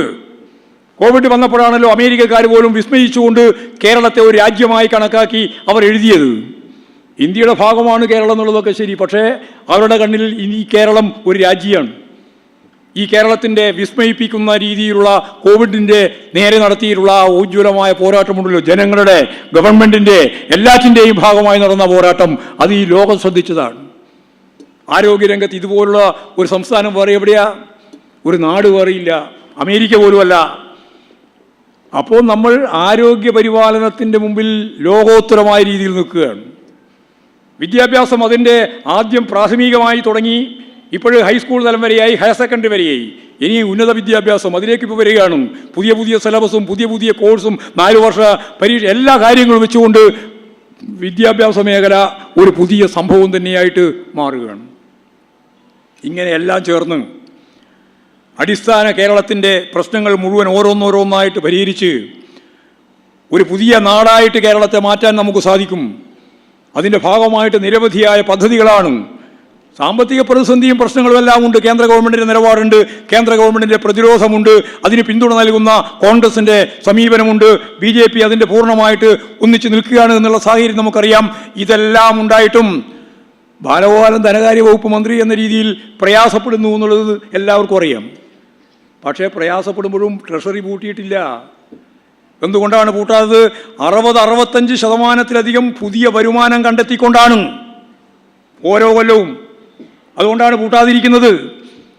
കേരളത്തിലെ ധനകാര്യ മാനേജ്മെൻറ്റ് എന്ന് പറയുന്നത് കേരളത്തിൻ്റെ ചരിത്രത്തിൽ തന്നെ പുതിയ തലത്തിലേക്ക് നമ്മൾ ഉയർത്തിക്കൊണ്ടുവന്നു എന്നുള്ളതാണ് ബാലഗോപാലൻ നയിക്കുന്ന ധനകാര്യ വകുപ്പിൻ്റെ ഏറ്റവും പ്രധാനപ്പെട്ട പ്രത്യേകത. അത് ഈ ഗവൺമെൻറ്റിൻ്റെ പ്രത്യേകതയാണ്, സഖാവ് പിണറായി നയിക്കുന്ന ഗവൺമെൻറ്റിൻ്റെ പ്രത്യേകതയാണ്. നല്ല അച്ചടക്കത്തോടു കൂടിയാണ്. ഒരു തരത്തിലുള്ള വേണ്ടാത്ത ചെലവും എല്ലാം പൂർണ്ണമായിട്ട് ഒഴിവാക്കിക്കൊണ്ട് തന്നെയാണ്. എന്നാൽ നമ്മൾ കണ്ടതുപോലെ പാവപ്പെട്ട മനുഷ്യർക്ക് കൊടുക്കേണ്ടുന്ന പെൻഷൻ കൊടുക്കന്നെ വേണം. മുൻഗണന തീരുമാനിച്ചു. ആ മുൻഗണനക്കനുസരിച്ച് കാര്യങ്ങൾ നിർവഹിച്ചുകൊണ്ടിരിക്കുകയാണ്. എന്നാൽ വളരെ പ്രധാനപ്പെട്ട പദ്ധതികളൊന്നും പിൻവലിക്കപ്പെടുന്നുമില്ല. അപ്പോൾ കേരളത്തെ ഒരു പുതിയ കേരളമാക്കി രൂപപ്പെടുത്തുന്നതിന് വേണ്ടി വർഗപരമായ ശരിയായ നിലപാട് സ്വീകരിച്ചുകൊണ്ട് പാവപ്പെട്ടവർക്ക് അനുകൂലമായ നിലപാടുകൾ ഒരു വിട്ടുവീഴ്ചയും ചെയ്യാതെ നടത്തിക്കൊണ്ടിരിക്കുന്നു. വലിയ പദ്ധതികൾ ഉൾപ്പെടെ എല്ലാം തന്നെ നമ്മൾ ശരിയായ രീതിയിൽ കൈകാര്യം ചെയ്തുകൊണ്ടിരിക്കുന്നു. അങ്ങനെയാണ് കേരളം മുന്നോട്ടേക്ക് പോകുന്നത്. ഈ ദാരിദ്ര്യമൊന്നും ഇപ്പോൾ പ്രകടിപ്പിക്കപ്പെടുന്നില്ല. ഉള്ള സാമ്പത്തിക പ്രതിസന്ധി, നമുക്ക് പണം തരുന്നില്ല, ഫണ്ട് തരുന്നില്ല, കേന്ദ്ര ഗവൺമെൻറ്റിൻ്റെ ഭാഗമായിട്ട് കിട്ടേണ്ടുന്ന വിഹിതം തരുന്നില്ല എന്നുള്ളതെല്ലാം ശരി തന്നെയാണ്. നമുക്ക് സ്വന്തം കാലിൽ നിൽക്കാൻ സാധിക്കുന്ന ഒരു പുതിയ കേരളത്തെ പറ്റിയാണ് നമ്മൾ ആലോചിക്കുന്നത്. അതാണ് ഞാൻ നേരത്തെ പറഞ്ഞ വിജ്ഞാന സമ്പത്ത് വ്യവസ്ഥ എന്ന് പറയുന്നത്. അതിലേക്കാണ് നമ്മൾ നീങ്ങുന്നത്. ഇങ്ങനെ കേരളത്തിലെ കമ്മ്യൂണിസ്റ്റ് പ്രസ്ഥാനം, ഇടതുപക്ഷ പ്രസ്ഥാനം, അതിലെ നേതൃത്വ ശക്തിയായി പ്രവർത്തിച്ച communist party of India, Marxist, കേരളത്തെ ഇന്നത്തെ കേരളമാക്കി രൂപപ്പെടുത്തുന്നതിൽ നടത്തിയിട്ടുള്ള നിരവധിയായ എണ്ണിയാൽ ഒടുങ്ങാതത്ര പറഞ്ഞാൽ തീരാതത്ര കാര്യങ്ങൾ നമുക്ക് പറയാനുണ്ട്. അതൊന്നും പറയാൻ ഞാൻ ഈ വേദി ഉപയോഗിക്കുന്നില്ല എന്നുള്ളത് കൊണ്ട് നമുക്ക് ഒറ്റ കാര്യം മാത്രമേ ഉള്ളൂ. സഖാവ് പിണറായി പറഞ്ഞതുപോലെ, കേരളത്തിലെ മുഖ്യമന്ത്രി പറഞ്ഞതുപോലെ, ഒരു 20 കൊല്ലം എന്ന് പറഞ്ഞാൽ 400 വർഷമായി ലോകത്ത് മുതലാളിത്ത സമൂഹത്തിൻ്റെ ഭാഗമായി ജനാധിപത്യ വിപ്ലവം നടത്തി ഗവൺമെൻറ് അധികാരത്തിൽ വന്ന് വികസിത രാജ്യങ്ങളായിട്ട് മാറിയിട്ട് 400 കൊല്ലം. നമ്മൾ 57 കൂട്ടിയാൽ മതി, 1957 കൂട്ടിയാൽ മതി. സ്വാതന്ത്ര്യം കിട്ടിയിട്ട് 10 കൊല്ലം കൂടി കഴിഞ്ഞിട്ട് കൂട്ടിയാൽ മതി, അത്രയും കൊല്ലം. ഇനി ഒരു 20 കൊല്ലം ഈ കേരളത്തെ ശരിയായ രീതിയിൽ ദിശാബോധത്തോടെ ഞാൻ നേരത്തെ പറഞ്ഞ പോലെ സമ്പത്ത് വ്യവസ്ഥ തന്നെ വിജ്ഞാന സമ്പത്ത് വ്യവസ്ഥയാക്കി രൂപപ്പെടുത്താനും നമ്മുടെ കഴിവ്, നമ്മുടെ ശേഷി, നമ്മുടെ ആഭ്യന്തര രംഗത്ത് സ്വരൂപിക്കാൻ കഴിയുന്ന മനുഷ്യാധ്വാനം, അതിൻ്റെ മനുഷ്യ വിഭവം പൂർണ്ണമായിട്ട് ഉപയോഗപ്പെടുത്തി മുന്നോട്ടേക്ക് പോകാനും കഴിഞ്ഞാൽ ഒരു സംശയവും വേണ്ട. സഖാവ് പിണറായി പറഞ്ഞ 20 കൊല്ലം കൊണ്ട് ലോകത്തെ വികസിത രാജ്യങ്ങളിലെ ജനങ്ങളുടെ ജീവിത നിലവാരത്തിലേക്ക് കേരളത്തിലെ ജനങ്ങളുടെ ജീവിത നിലവാരം ഉയർത്തിക്കൊണ്ടുവരിക എന്ന ചരിത്ര ദൗത്യത്തിന്റെ പേരാണ് നവകേരളം. ആ നവകേരളം നമുക്ക് സൃഷ്ടിക്കാനാവണം. ആ നവകേരളം സൃഷ്ടിക്കാൻ വേണ്ടിയുള്ള പ്രവർത്തനത്തിൽ ഇടതുപക്ഷ ജനാധിപത്യ പ്രസ്ഥാനം മുന്നോട്ടേക്ക് പോകുമ്പോൾ ഇവിടെ ഒരു മഴവിൽ സഖ്യം രൂപപ്പെട്ടു വരികയാണ്. ഭൂരിപക്ഷ വർഗീയതയും ന്യൂനപക്ഷ വർഗീയതയും എല്ലാം ചേർന്ന് കൈകോർത്ത് ഇടതുപക്ഷ ജനാധിപത്യ മുന്നണിയെ പൊതുശത്രുവായി പ്രഖ്യാപിച്ച് മാധ്യമങ്ങളുടെ അകമ്പടിയോടെ ഈ ശക്തികളെല്ലാം ചേർന്ന് ഗവൺമെന്റിനെതിരായിട്ട് വരുന്നു, മുഖ്യമന്ത്രിക്കെതിരായിട്ട് വരുന്നു, ഇടതുപക്ഷ പാർട്ടികൾക്കെതിരായിട്ട് വരുന്നു. അയ്യോ, ഈ പാർട്ടിക്ക് ഇനി ഒന്നും ചെയ്യാനില്ല എന്ന ആശയ പ്രചാരവേലയിലൂടെ ഒരു പുതിയ ആശയ വ്യവസ്ഥ സൃഷ്ടിക്കാൻ ശ്രമിച്ചുകൊണ്ടിരിക്കുന്നു. ഇതിനെ മറുപടി പറഞ്ഞുകൊണ്ട് മാത്രമേ നമുക്ക് മുന്നോട്ടേക്ക് പോകാൻ സാധിക്കൂ. ആശയത്തെ ആശയം കൊണ്ട് തന്നെ മറുപടി പറയണം. ആശയം ഉൽപ്പാദിപ്പിക്കുന്നത് വെറുതെയല്ല, ഭരണവർഗപരമായ നിലപാട് കൊണ്ട് തന്നെയാണ്. അത് ചാനലായാലും പത്രമായാലും എല്ലാം തന്നെ അത് തന്നെയാണ്, നമുക്കെതിരാണ്. ഈ എതിരായി നിൽക്കുന്ന മാധ്യമ ശൃംഖലയുടെ കമ്മ്യൂണിസ്റ്റ് വിരുദ്ധ പ്രചാരവേല മുതലാളിത്ത ആശയവൽക്കരണത്തിന് വേണ്ടിയുള്ള പുതിയ രീതിയിലുള്ള കണ്ടെത്തലുകൾ നല്ല പ്രൊഫഷണലായിട്ട് അവർ നടത്തിക്കൊണ്ടിരിക്കുകയാണ്. ഇതിനെല്ലാം നമുക്ക് അഭിമുഖീകരിക്കണം. UDF കഴിഞ്ഞ പാർലമെൻറ്റ് തെരഞ്ഞെടുപ്പിൽ ജയിച്ചതിൻ്റെ ഇപ്പോഴേ ഏറ്റവും അവസാനം പാലക്കാട് ജയിച്ചതിൻ്റെ ചിത്രം വളരെ വ്യക്തതയോട് നമുക്ക് മനസ്സിലായി. BJP ജയിച്ചതിൻ്റെ ചിത്രവും നമുക്ക് മനസ്സിലായി. തൃശ്ശൂർ അത് വേറെ ഒന്നുമല്ല. തൃശ്ശൂരിൽ ജയിച്ചത് കോൺഗ്രസിൻ്റെ 86,000 വോട്ട് കോൺഗ്രസിന് നൽകുന്നതിന് പകരം അതിലൊരു നല്ല ശതമാനം വോട്ട് BJPക്ക് നൽകി. കോൺഗ്രസ് 86,000 വോട്ടാണ് കുറവ്, 3ാം സ്ഥാനത്തേക്ക് വെറുതെ പോയതല്ല. എന്നിട്ട് 74,000 വോട്ട് അതിൽ നിന്ന് ഇവർ പിടിച്ചു. നമ്മളെ കുറച്ച് വോട്ടും പോയിട്ടുണ്ട്. പക്ഷേ 86,000 വോട്ടിൽ നിന്ന് 74,000 വോട്ടിൻ്റെ ഭൂരിപക്ഷത്തിൽ ജയിച്ചു. അവർക്ക് 1,00,000-ലധികം വോട്ട് അധികം കിട്ടി. അങ്ങനെയാണ് BJP ജയിച്ചത്. കോൺഗ്രസിൻ്റെ ചെലവിലാണ്. നിയമം പോലെ തന്നെ, നിയമം അസംബ്ലി നിയോജക മണ്ഡലത്തിൽ ജയിച്ചതുപോലെ, രാജഗോപാലൻ ജയിച്ചതുപോലെ തന്നെ തൃശ്ശൂർ അവർ ജയിച്ചു. ഇപ്പോൾ പാലക്കാട് ഉപതെരഞ്ഞെടുപ്പ് നടന്നു. പാലക്കാട് ഉപതെരഞ്ഞെടുപ്പ് നടന്നപ്പോൾ അവിടെ ഏറ്റവും കൃത്യമായിട്ട് ഒരു കാര്യം അവർ പ്ലാൻ ചെയ്തു. അതെന്താ? ഒന്ന് BJPയിൽ നിന്ന് വോട്ട് പിടിക്കണം, 2 SDPIയിൽ നിന്നും ജമാഅത്ത് ഇസ്ലാമിൽ നിന്നും വോട്ട് പിടിക്കണം. രണ്ടും അപ്പുറം ഇപ്പുറം പിടിക്കണം എന്നാണ്. രണ്ടും അവർ ചെയ്തു. 4,500-ലധികം വോട്ട് BJPയിൽ നിന്ന് വാങ്ങി. പിടിക്കല്ല ഇത്, വാങ്ങുക എന്ന് പറഞ്ഞാൽ അർത്ഥം മനസ്സിലാവുമല്ലോ. SDPIക്ക് പറഞ്ഞു, പത്രസമ്മേളനം നടത്തിയിട്ട് പറഞ്ഞു, ഞങ്ങളുടെ 10,000 വോട്ട് ഞങ്ങൾ കൊടുത്തിട്ടുണ്ട്. ആദ്യത്തെ ആഹ്ലാദ പ്രകടനം ആരംഭിച്ചത് വിക്ടോറിയ കോളേജിൻ്റെ മുമ്പിൽ നിന്ന് SDPIക്കാരാണ്. നിങ്ങൾ 18,000 വോട്ടിന് ജയിച്ചു.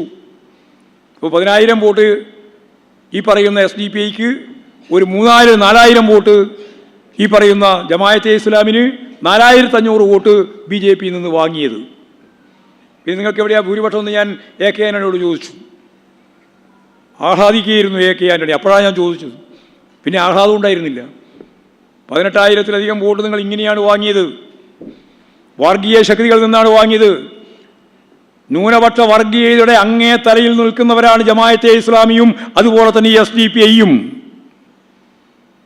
ഇതേവരെ BJPയും കോൺഗ്രസും അതുപോലെ തന്നെ ലീഗും അതിശക്തിയായിട്ട് ഇതിനൊക്കെ എതിരായിട്ട് പറഞ്ഞിരുന്നു. ഇപ്പോഴതെല്ലാം മാറ്റി. 2ാം ടേം ഗവൺമെൻറ് വന്നതോടുകൂടി അവർക്കൊരു കാര്യം മനസ്സിലായി. 3ാമത്തെ ടേമും ഇടതുപക്ഷ ജനാധിപത്യ മുന്നണി അധികാരത്തിൽ വന്നാൽ പിന്നെ ലീഗ് കോൺഗ്രസ് എന്ന് പറഞ്ഞ് നടന്നിട്ട് കാര്യമില്ല എന്നും.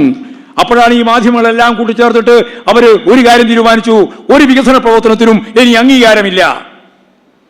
അതിശക്തിയായ എതിർപ്പ്. ലോകത്ത് ഒരു പ്രതിപക്ഷവും പറയാത്ത രീതിയിൽ ഞങ്ങൾ നയപരമായിട്ട് തന്നെ തീരുമാനിച്ചിരിക്കുന്നു, എതിർക്കും. അങ്ങനെ എതിർക്കുന്നു എന്ന് മാത്രമല്ല, അവർക്ക് ജയിക്കാനാവില്ല എന്നുള്ളത് കൊണ്ട് SDPIയെയും അതുപോലെ കൃത്യമായിട്ട് ജമായത്ത് ഇസ്ലാമിയെയും കൂട്ടി ഒരു മുന്നണിയാക്കി പ്രവർത്തിക്കുകയാണ്. അത് കോൺഗ്രസിൽ ദൂരവ്യാപകമായ ഫലമുളവാക്കും. അത് BJP പറയുന്നത് മാത്രമല്ല, നിങ്ങൾക്കെല്ലാം അറിയുന്നത് പോലെ ലീഗിലും പ്രത്യാഘാതങ്ങൾ സൃഷ്ടിക്കും. കാരണം ലീഗ് അണികളൊന്നും ജമായത്ത് ഇസ്ലാമിൻ്റെ ഒപ്പം നിൽക്കുന്നവരെ, ജമായത്ത് ഇസ്ലാമിൻ്റെ ഭാഗമായിട്ട് നിൽക്കുന്നവരല്ല. അപ്പോൾ ജമായത്ത് ഇസ്ലാമി പറയുന്നത് ഞങ്ങൾ മുസ്ലിങ്ങൾക്കെതിരാണ്, CPIM മുസ്ലിങ്ങൾക്കെതിരാണ്. RSകാർ പറയാറുണ്ട് RSSനെ എതിർത്താൽ അത് ഹിന്ദുക്കൾക്കെതിരാണ്. അത് പറയുന്ന പോലെ തന്നെയാണ് ഇതും. ഹിന്ദുക്കൾക്ക് എതിരാണ് RSSനെ എതിർത്താൽ എന്ന് പറയുന്നതിന് അർത്ഥമില്ല. ഹിന്ദുക്കളിൽ ഒരു ചെറിയ വിഭാഗം മാത്രമാണ് കേരളത്തെ സംബന്ധിച്ചിടത്തോളം RSS. അതുകൊണ്ട് RSSനെ എതിർത്താൽ RSSനെ എതിരാവുള്ളൂ, ഹിന്ദുവിനെതിരാവില്ല. മുസ്ലിമിനെ എതിർക്കുന്നു എന്ന് പ്രഖ്യാപിച്ചുകൊണ്ട് ജമാഅത്തെ ഇസ്ലാമി മുന്നോട്ടേക്ക് വരുന്നു. ഞങ്ങൾ മുസ്ലിം സമൂഹത്തിൻ്റെ ഒപ്പം നിൽക്കുന്ന പ്രസ്ഥാനമാണ്, ഒരു സംശയവും വേണ്ട. മതനിരപേക്ഷത വളരെ പ്രധാനമാണ്. കേരളത്തിലെ മുസ്ലിങ്ങളിൽ മഹാഭൂരിപക്ഷവും സെക്കുലറാണ്, മതനിരപേക്ഷ ഉള്ളടക്കമുള്ളവരാണ്. ആ സമുദായത്തെ മുഴുവൻ കടന്നാക്രമിക്കാനുള്ള ഒരു താല്പര്യവും ഞങ്ങൾക്കില്ല. മാത്രമല്ല, അവരെല്ലാം മതനിരപേക്ഷ ഉള്ളടക്കത്തോടുകൂടി മുന്നോട്ടേക്ക് വരണം. അതിന് ലീഗ് മുമ്പുണ്ടായിരുന്നു. ലീഗ് ഇപ്പോൾ പൂർണ്ണമായിട്ടും ഈ വർഗീയ ശക്തികളോടൊപ്പം ചേർന്നിരിക്കുകയാണ്. ഇത് രണ്ടും വളരെ ഗൗരവത്തോടുകൂടി കാണണം. ഒരു ഭാഗത്ത് തീവ്ര വലതുപക്ഷ വർഗീയ ധ്രുവീകരണത്തിന് വേണ്ടി സംഘപരിവാർ, ഭൂരിപക്ഷ വർഗീയത. മറുഭാഗത്ത് ന്യൂനപക്ഷ വർഗീയതയുടെ ഏറ്റവും പ്രധാനപ്പെട്ട ലോക സംവിധാനമായ ജമാഅത്തെ ഇസ്ലാമിയും അതിൻ്റെ ഒപ്പം ഞാൻ ഈ പറഞ്ഞ SDPIയും ചേർന്ന് കോൺഗ്രസിൻ്റെ അതുപോലെ ലീഗിൻ്റെ സഖ്യകക്ഷിയായി പ്രവർത്തിക്കുന്ന അവസ്ഥ. ഇതിനെ തുറന്നു കാണിക്കുകയും ഇതിനെ തുറന്നു കാണിക്കുമ്പോൾ അതെല്ലാം മുസ്ലിങ്ങൾക്കെതിരാണ് എന്ന ഒരു വാചകവും വേണ്ട. ഞങ്ങൾ മുസ്ലിങ്ങൾക്കെതിരല്ല, ഞങ്ങൾ മുസ്ലിം സമുദായത്തിൻ്റെ മതനിരപേക്ഷ ഉള്ളടക്കത്തോടൊപ്പമാണ് നിൽക്കുക. ന്യൂനപക്ഷം എന്ന രീതിയിൽ അതിൻ്റെ ഒപ്പം നിൽക്കാനുള്ള ബാധ്യത നമുക്കുണ്ട് താനും. എന്നാൽ ഭൂരിപക്ഷ വർഗീയതയെയും ന്യൂനപക്ഷ വർഗീയതയെയും എതിർത്തുകൊണ്ട് മാത്രമേ ഒരു സമുദായത്തിന്, ഒരു സമൂഹത്തിന് വർഗീയ കലാപങ്ങളും സംഘർഷങ്ങളും ഇല്ലാത്ത ഒരു സമൂഹമായി മുന്നോട്ടേക്ക് പോകാൻ സാധിക്കുകയുള്ളൂ. ആ ചരിത്രപരമായ ദൗത്യവും നമുക്ക് നിർവഹിക്കാനുണ്ട്. ഇതെല്ലാം ചേർന്ന് നിൽക്കുന്ന ഒരു പ്രത്യേക രാഷ്ട്രീയ സാഹചര്യത്തെ അഡ്രസ് ചെയ്തുകൊണ്ട് വേണം 24ാം പാർട്ടി കോൺഗ്രസിലേക്ക്, കമ്മ്യൂണിസ്റ്റ് പാർട്ടിക്ക് പോകാൻ. അതിൻ്റെ ഇന്ത്യയിലെ ഏറ്റവും കരുത്തുറ്റ യൂണിറ്റായ കേരളത്തിലെ സമ്മേളനം ചരിത്രമുറങ്ങുന്ന ഈ കൊല്ലം പട്ടണത്തിലാണ്, അധ്വാനിക്കുന്ന തൊഴിലാളി വർഗ പ്രസ്ഥാനത്തിൻ്റെ ചരിത്രഭൂമിയിലാണ് ആ സമ്മേളനം നടക്കുന്നത്.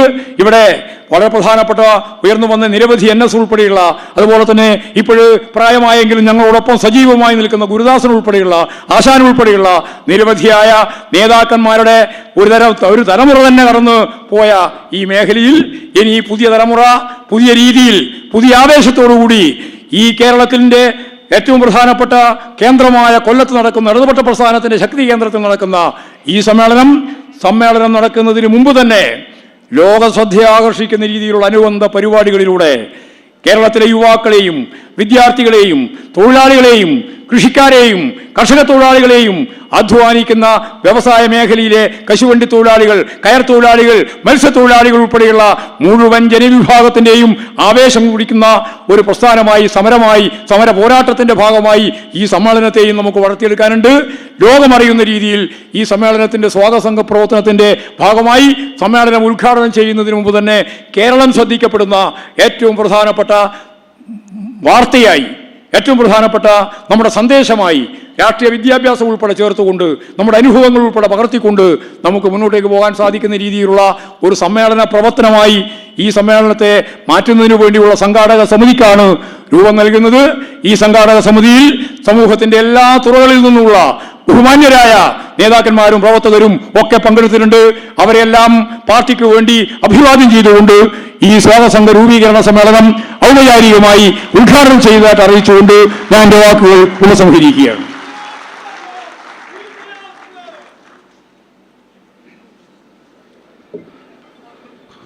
ഈ സമ്മേളനത്തിൽ പങ്കെടുക്കുന്ന പ്രിയമുള്ളവരെ, വളരെ വിശദമായി ഈ സമ്മേളനത്തിൻ്റെ പ്രാധാന്യത്തെ സംബന്ധിച്ച് പാർട്ടി സംസ്ഥാന സെക്രട്ടറി ഗോവിന്ദൻ മാഷ് വിശദീകരിച്ചു കഴിഞ്ഞു. കമ്മ്യൂണിസ്റ്റ് പാർട്ടിയുടെ സമ്മേളനങ്ങളുടെ പ്രത്യേകതയും CPIMൻ്റെ ചരിത്രവും ഇടതുപക്ഷ ജനാധിപത്യ മുന്നണിയുടെ കേരളത്തിലെ കഴിഞ്ഞ കാലങ്ങളിലെ പ്രവർത്തനങ്ങളുടെ മികവും അതിൻ്റെ ഭാഗമായുണ്ടായ കേരളവുമെല്ലാം വിശദീകരിച്ചു. കേരളത്തിൽ എന്താണ് CPIMൻ്റെ ഒരു സമ്മേളനത്തിൻ്റെ സംസ്ഥാന സമ്മേളനത്തിൻ്റെ പ്രാധാന്യമെന്ന് അത് കൃത്യമായി കേട്ടിരുന്നത് നിങ്ങൾക്കെല്ലാം അറിയാം. ഇന്ന് ഈ സ്വാഗത സംഘത്തിന് എത്തിയിരിക്കുന്ന ആളുകൾ, ഈ ഹാളിനകത്ത് ഇരിക്കുന്ന ആളുകളുടെ 3 ഇരട്ടി ആളുകളെങ്കിലും പുറത്ത് ഞങ്ങൾ കുറേയേറെ കസേരകളും സീറ്റുകളും അറേഞ്ച് ചെയ്തിരുന്നു. അതിനകത്തെല്ലാം ഇരിക്കാൻ കഴിയാത്തത്ര ആളുകൾ പുറത്ത് പങ്കെടുക്കുന്നുണ്ട്. ക്ലോസ് സർക്യൂട്ട് TV ഉൾപ്പെടെ അവിടെ വെച്ചിട്ടുണ്ട്. ഈ സമ്മേളനത്തിന് വിജയമോതുവാനായിട്ടുള്ള പ്രവർത്തനങ്ങളിൽ ഇന്ന് ഈ വേദിയിൽ സദസ്സിൽ ധാരാളം ആളുകൾ, നമ്മുടെ ദൈനംദിന പ്രവർത്തകരല്ലാത്ത എന്നാൽ ഇടതുപക്ഷ പുരോഗമന പ്രസ്ഥാനത്തിൻ്റെ ജനനന്മയെ പിന്തുണയ്ക്കുന്ന ആളുകളുണ്ട്. അവരെല്ലാം ചേർന്നുകൊണ്ട് സമ്മേളനത്തിന് ഒരു സ്വാഗത സംഘം രൂപീകരിക്കേണ്ടതുണ്ട്. ഈ ജില്ലയിലേക്ക് വളർന്നു വരുന്ന സംസ്ഥാനത്തെ പാർട്ടി നേതാക്കന്മാർ, പ്രതിനിധികൾ വരുമ്പോൾ ഈ സമ്മേളനം ചരിത്രത്തിലെ ഏറ്റവും പ്രാധാന്യമുള്ളൊരു സമ്മേളനമായി മാറ്റിയെടുക്കുവാനാണ് നമ്മൾ പരിശ്രമിക്കുന്നത്. 1956 തൃശ്ശൂരിൽ ചേർന്നൊരു സമ്മേളനത്തിൻ്റെ, അന്നത്തെ കമ്മ്യൂണിസ്റ്റ് പാർട്ടിയുടെ സംസ്ഥാന സമ്മേളനത്തിൻ്റെ കാര്യം പറഞ്ഞുകൊണ്ടാണ് മാസ്റ്റർ ഇവിടെ തുടങ്ങിയത്. ആ സമ്മേളനത്തിൽ പാർട്ടി ഒരു രേഖ അവതരിപ്പിച്ചു. എങ്ങനെയായിരിക്കണം കേരളം? 56 ഐക്യ കേരളം ഉണ്ടായി, അല്ലെങ്കിൽ ഇന്ത്യയിലാകെ ഭാഷാടിസ്ഥാനത്തിലുള്ള സംസ്ഥാനമുണ്ടായി. എങ്ങനെയായിരിക്കണം കേരളത്തിൻ്റെ ഭാവി? ആ രേഖയാണ് പിന്നീട് അടുത്ത തെരഞ്ഞെടുപ്പിൽ കമ്മ്യൂണിസ്റ്റ് പാർട്ടിയുടെ തെരഞ്ഞെടുപ്പ് മാനിഫെസ്റ്റോ ആയത്. ആ മാനിഫെസ്റ്റോയിൽ പറഞ്ഞ രേഖയാണ് ഇവിടെ നേരത്തെ പറഞ്ഞ സാധാരണക്കാരനെ കുടിയിറക്കി വിടുന്നതിനെതിരെയുള്ള തീരുമാനമെടുത്തതുൾപ്പെടെ വിദ്യാഭ്യാസം സാർവത്രികമാക്കുന്നതിനുള്ള കേരളത്തിൻ്റെ ഏറ്റവും മാതൃകാപരമായ തീരുമാനമെടുക്കുന്ന ഉൾപ്പെടെയുള്ള നിരവധി തീരുമാനങ്ങൾക്ക് അടിസ്ഥാനമായത്. ആ പാർട്ടി സമ്മേളനം നടക്കുന്നതുവരെ കുടികിടപ്പുകാരന് യാതൊരു അവകാശവും ഇല്ലായിരുന്നു.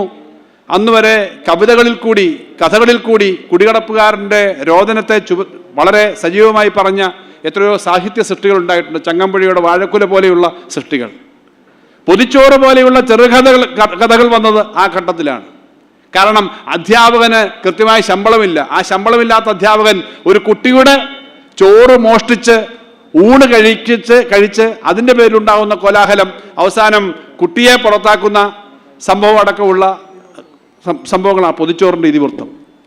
ഇത്തരം സംഭവങ്ങളാകെ ഉണ്ടാകുന്ന ഘട്ടത്തിൽ ഇങ്ങനൊരു മാറ്റം, സാഹിത്യ സൃഷ്ടി കൊണ്ട് മാറ്റം ഉണ്ടാവില്ല, ഇങ്ങനൊരു മാറ്റം ഇന്ന് കോളേജിലും സ്കൂളിലും പഠിപ്പിക്കുന്ന അധ്യാപകർക്ക് സന്തോഷത്തോടു കൂടി ഇരിക്കുവാനും കാര്യങ്ങൾ പറയുവാനും ശമ്പളം വാങ്ങിക്കുവാനും ഒക്കെ കഴിയുന്ന അവസ്ഥയല്ല. അന്ന് മാനേജർ പറയുന്നിടത്ത് ഒപ്പിട്ട് കൊടുത്തിട്ട് പോവേണ്ട ഒരു വിദ്യാഭ്യാസ സമ്പ്രദായമായിരുന്നു. ആ വിദ്യാഭ്യാസ സമ്പ്രദായത്തിന് മാറ്റമുണ്ടാക്കിയ 1957 ഗവൺമെൻറ് നിയമപരിഷ്കാരം അടക്കമുള്ള കാര്യങ്ങൾ വന്നത് ആ സമ്മേളനത്തിലെ രേഖകൾ ചർച്ച ചെയ്തെടുത്ത തീരുമാനത്തിൻ്റെ ഭാഗമാണ്.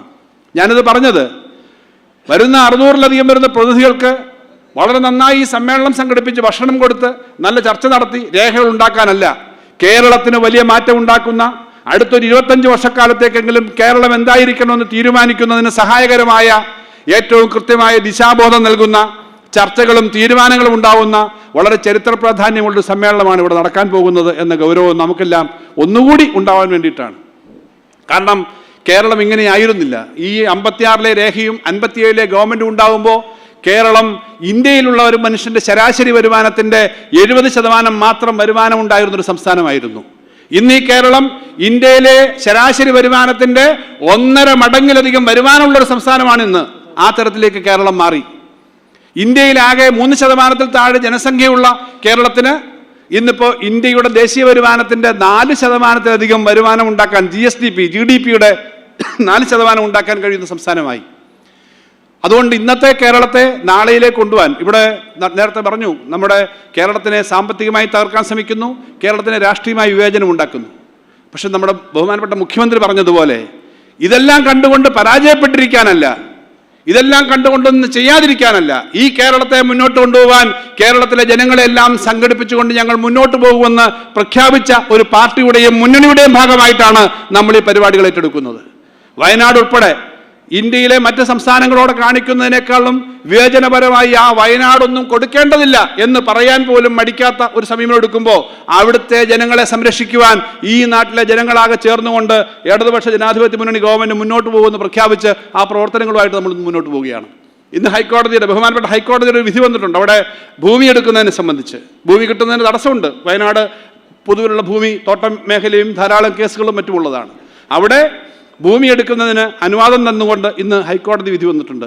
അവിടെ ആ വിധി വന്നു കഴിഞ്ഞാൽ യാതൊരു സംശയവുമില്ല, ഇന്ത്യയിലെ ഏറ്റവും മാതൃകാപരമായ ഒരു ടൗൺഷിപ്പ് അവിടെ ഉടൻ തന്നെ നിർമ്മാണം ആരംഭിക്കുമെന്ന് പറഞ്ഞത് നടപ്പിലാക്കാൻ പോവുകയാണ്. അതിന് കേന്ദ്ര ഗവൺമെൻറ് തടസ്സവും ചെയ്താലും ഈ നാട്ടിൽ തടസ്സം ഉണ്ടാവില്ല. ഇങ്ങനെ ധാരാളം കാര്യങ്ങൾ ഇവിടെ നേരത്തെ പറഞ്ഞു. വിഴിഞ്ഞം തുറമുഖം ഉൾപ്പെടെയുള്ള കാര്യങ്ങൾ വരുമ്പോൾ ഈ കേരളം അടുത്ത 25 വർഷക്കാലത്തിനിടയിൽ മാത്രം മാറ്റമുണ്ടാക്കാൻ പോകുന്നു എന്ന് കണ്ടറിയണം. അത്ര വലിയ മാറ്റമാണ് ഉണ്ടാവുന്നത്. നിശ്ചയദാർഢ്യമുള്ളൊരു ഗവൺമെൻറ് ഇല്ലായിരുന്നെങ്കിൽ ലോകത്തെ ഏറ്റവും വലിയ 10-15 തുറമുഖങ്ങളിലൊന്ന് കേന്ദ്രം VGF എന്ന് പറയുന്നത്, ഈ വയബിലിറ്റി ഗ്യാപ്പ് ഫണ്ടിങ് എന്ന് പറഞ്ഞാൽ പണം വേണ്ടത്ര ഇല്ലാത്ത, വരുമാനം കിട്ടാത്തതിന് തരുന്നതാണ് വയബിലിറ്റി ഗ്യാപ്പ് ഫണ്ടിങ്. അതിനുള്ള പണം പോലും തരാതിരുന്നിട്ടും 8,000 കോടി രൂപ മുതൽ മുടക്കുള്ള ആ തുറമുഖത്തിന് ആദ്യഘട്ടമാണ് 8,000 കോടി രൂപ മുതൽ മുടക്കുള്ള ആ തുറമുഖത്തിന്റെ 5,000-ലധികം കോടി രൂപയും 5,500 കോടി രൂപയും ഈ സംസ്ഥാന ഗവൺമെന്റ്, ഇത്രയും ശ്വാസം മുട്ടിപ്പിച്ചുകൊണ്ടിരിക്കുന്ന ഈ സംസ്ഥാന ഗവൺമെന്റ്, ഇത് അനുഭവിച്ചുകൊണ്ടിരിക്കുന്ന സംസ്ഥാന ഗവൺമെന്റ് കൊടുക്കുന്നത് കൊണ്ടാണ് ആ തുറമുഖം ഇപ്പോൾ കമ്മീഷൻ ചെയ്തത്. അതിന്റെ ഭാഗമായി ഉണ്ടാകുന്ന വലിയ വികസനം നമ്മുടെ ഈ 2-3 ജില്ലകളിൽ ഇവിടെ പറഞ്ഞു, ആ വലിയ മാറ്റം ഉണ്ടാകുന്നു. കോറിഡോറുകൾ, കോഴിക്കോട് കണ്ണൂർ മംഗലാപുരം റൂട്ടും എറണാകുളം പാലക്കാട് ബാംഗ്ലൂർ റൂട്ട് ഉൾപ്പെടെയുള്ള കോറിഡോറുകൾ, വലിയ വികസനം കേരളത്തിൽ ഉണ്ടായാലേ കഴിയൂ. നമ്മുടെ ചെറുപ്പക്കാർക്ക്, നമ്മുടെ നാട്ടിലെ പുതിയ തലമുറയ്ക്ക് ഈ കേരളത്തിൽ അഭിമാനത്തോടു കൂടി ജീവിക്കാൻ കഴിയുന്ന തരത്തിലേക്ക് ഈ കേരളം മുന്നോട്ട് കൊണ്ടുപോകണം. 56-ൽ നമ്മുടെ പൂർവികർ എടുത്ത തീരുമാനം ഈ കേരളത്തെ ഇന്ത്യക്ക് മാതൃകയാക്കും. അതുകൊണ്ടാണ് ലോകത്തിൽ ആദ്യമായി കമ്മ്യൂണിസ്റ്റുകാർ ഒരു തെരഞ്ഞെടുപ്പിലൂടെ അധികാരത്തിൽ വന്നത് എന്നുള്ളത് ചരിത്രമാണ്.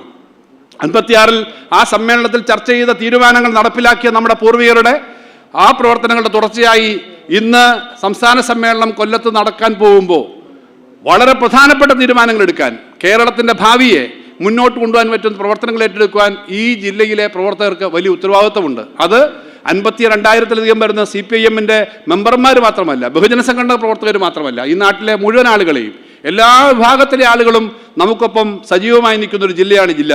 ഇടതുപക്ഷ ജനാധിപത്യ രാഷ്ട്രീയത്തിന് വലിയ സ്വാധീനമുണ്ട്. എത്രയോ പാരമ്പര്യമുള്ള, ചൈനക്കാരും അതിനു മുമ്പുള്ള വണിക്കുകളും വ്യാപാരികളും വരുന്ന കാലം മുതലുള്ള വലിയ അന്തർദേശീയ ബന്ധവും, സ്വാതന്ത്ര്യ സമരത്തിൻ്റെ മഹത്തായ പാരമ്പര്യവും, വലിയ വലിയ തൊഴിലാളികളുടെ സമരവും, അതുപോലെ കല്ലുമാല സമരമടക്കമുള്ള പെരുന്നാടുണ്ടായ ഉജ്ജ്വലമായ പോരാട്ടം ഉൾപ്പെടെയുള്ള നിരവധി സമരങ്ങളുടെ ചരിത്രമുള്ള, സാംസ്കാരിക സാഹിത്യ രംഗത്ത് വലിയ പാരമ്പര്യമുള്ള, കഥാപ്രസംഗത്തിൻ്റെയും നാടകത്തിൻ്റെയും ആധുനിക കലാരൂപങ്ങളുടെയും എല്ലാം കേന്ദ്രമായ ഒരു ജില്ല എന്ന നിലയിൽ ഈ ജില്ലയിൽ ആ പ്രവർത്തനങ്ങൾ ഏറ്റെടുക്കുവാൻ നമുക്ക് ഒരുമിച്ച് പ്രവർത്തിച്ച് മുന്നോട്ട് പോകണം. വളരെ ചുരുങ്ങിയ സമയമാണ് നമുക്ക് മുന്നിലുള്ളത്. 2 മാസക്കാലം മാത്രമാണ് സംസ്ഥാന സമ്മേളനത്തിന് തയ്യാറെടുപ്പിനുള്ളത് എന്നുള്ളത് വളരെ ചെറിയൊരു സമയമാണ്. ആ 2 മാസക്കാലം കൊണ്ട് ഏറ്റവും മനോഹരമായി ഇത് സംഘടിപ്പിക്കാൻ, വരുന്ന മുഴുവൻ ആളുകൾക്കും എന്താണ് കേരളത്തിൻ്റെയും കൊല്ലത്തിൻ്റെയും ചരിത്രമെന്നും എന്താണ് പുരോഗമന പ്രസ്ഥാനത്തിൻ്റെ ചരിത്രമെന്നും കാണിച്ചു കൊടുക്കാൻ കഴിയുന്ന പ്രവർത്തനങ്ങൾ സംഘടിപ്പിക്കുവാൻ, പ്രദർശനങ്ങൾ സംഘടിപ്പിക്കുവാൻ, സെമിനാറുകളും ചർച്ചകളും സംഘടിപ്പിക്കുവാൻ, ഓരോ ഗ്രാമപ്രദേശങ്ങളിലെയും ഓരോ വാർഡുകളിലും ഈ പ്രവർത്തനം എത്തിക്കുവാൻ പറ്റുന്ന ഒരു വളരെ സജീവമായ കേരളത്തിൻ്റെ ഭാവിയെ കരുതിയുള്ള പ്രവർത്തനമാണ് നമുക്ക് സംഘടിപ്പിക്കേണ്ടത്. അതിനുവേണ്ടിയിട്ടുള്ള ഏറ്റവും നല്ല പ്രവർത്തനങ്ങൾ സംഘടിപ്പിക്കുന്നതിന് നമുക്ക് സ്വാഗത സംഘം രൂപീകരിക്കണം. ഈ സ്വാഗത സംഘം സംഘാടക സമിതി രൂപീകരിച്ചാൽ താഴെ ഓരോ ഏരിയയിലും പഞ്ചായത്തിലും ഓരോ വാർഡിലും ഈ പ്രവർത്തനം നടത്തുവാനും സംഘടിപ്പിക്കുവാനും പറ്റുന്ന, വളരെ വലിയ തോതിൽ ഇതിൻ്റെ ക്യാമ്പയിൻ ഏറ്റെടുക്കാൻ പറ്റുന്ന തരത്തിലേക്കുള്ള പ്രവർത്തനങ്ങളാണ് സംഘടിപ്പിക്കേണ്ടത്. അതിന് സഹായകരമായ ഒരു സംഘാടക സമിതി നമുക്ക് രൂപീകരിക്കേണ്ടതുണ്ട്. അതിന് നിർദ്ദേശം വെക്കുന്നതിന് CPIM-ന്റെ ജില്ലാ സെക്രട്ടറി S. സുദേവനെ ഞാൻ ക്ഷണിക്കുന്നു.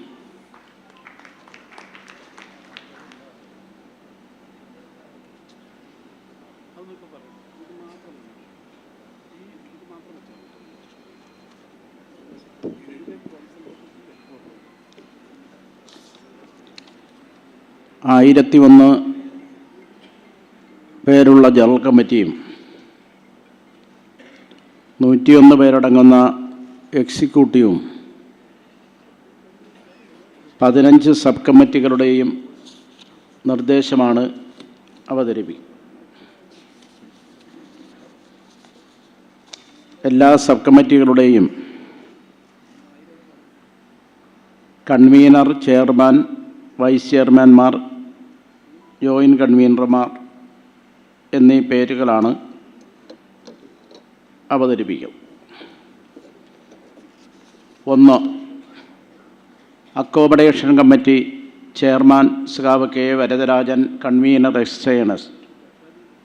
വൈസ് ചെയർമാൻമാർ AM Iqbal, M. Nazeer Kadakkal, S. Prasad Kollam east, Sujatha Rathikumar, Shine Dev, Deepa Thomas, M Naushad Iravipuram, M Sajeev Pallimukku, P K Sudheer Kollam, Ambalamkunnu Nisar, B Ajayakumar Pathanapuram, N G Kishan. Joint കൺവീനർമാർ T R Sankarapillai, T R Sreenath, S R Rahul, T Girijakumari, Archana P J, Manju Sunil, Vyapari Vyavasayi Samithi Seema Mol, Asha Biju, Suresh Babu Kollam, G Sundaresan Kottarakkara, S Anilkumar, Pranamam Vijayan.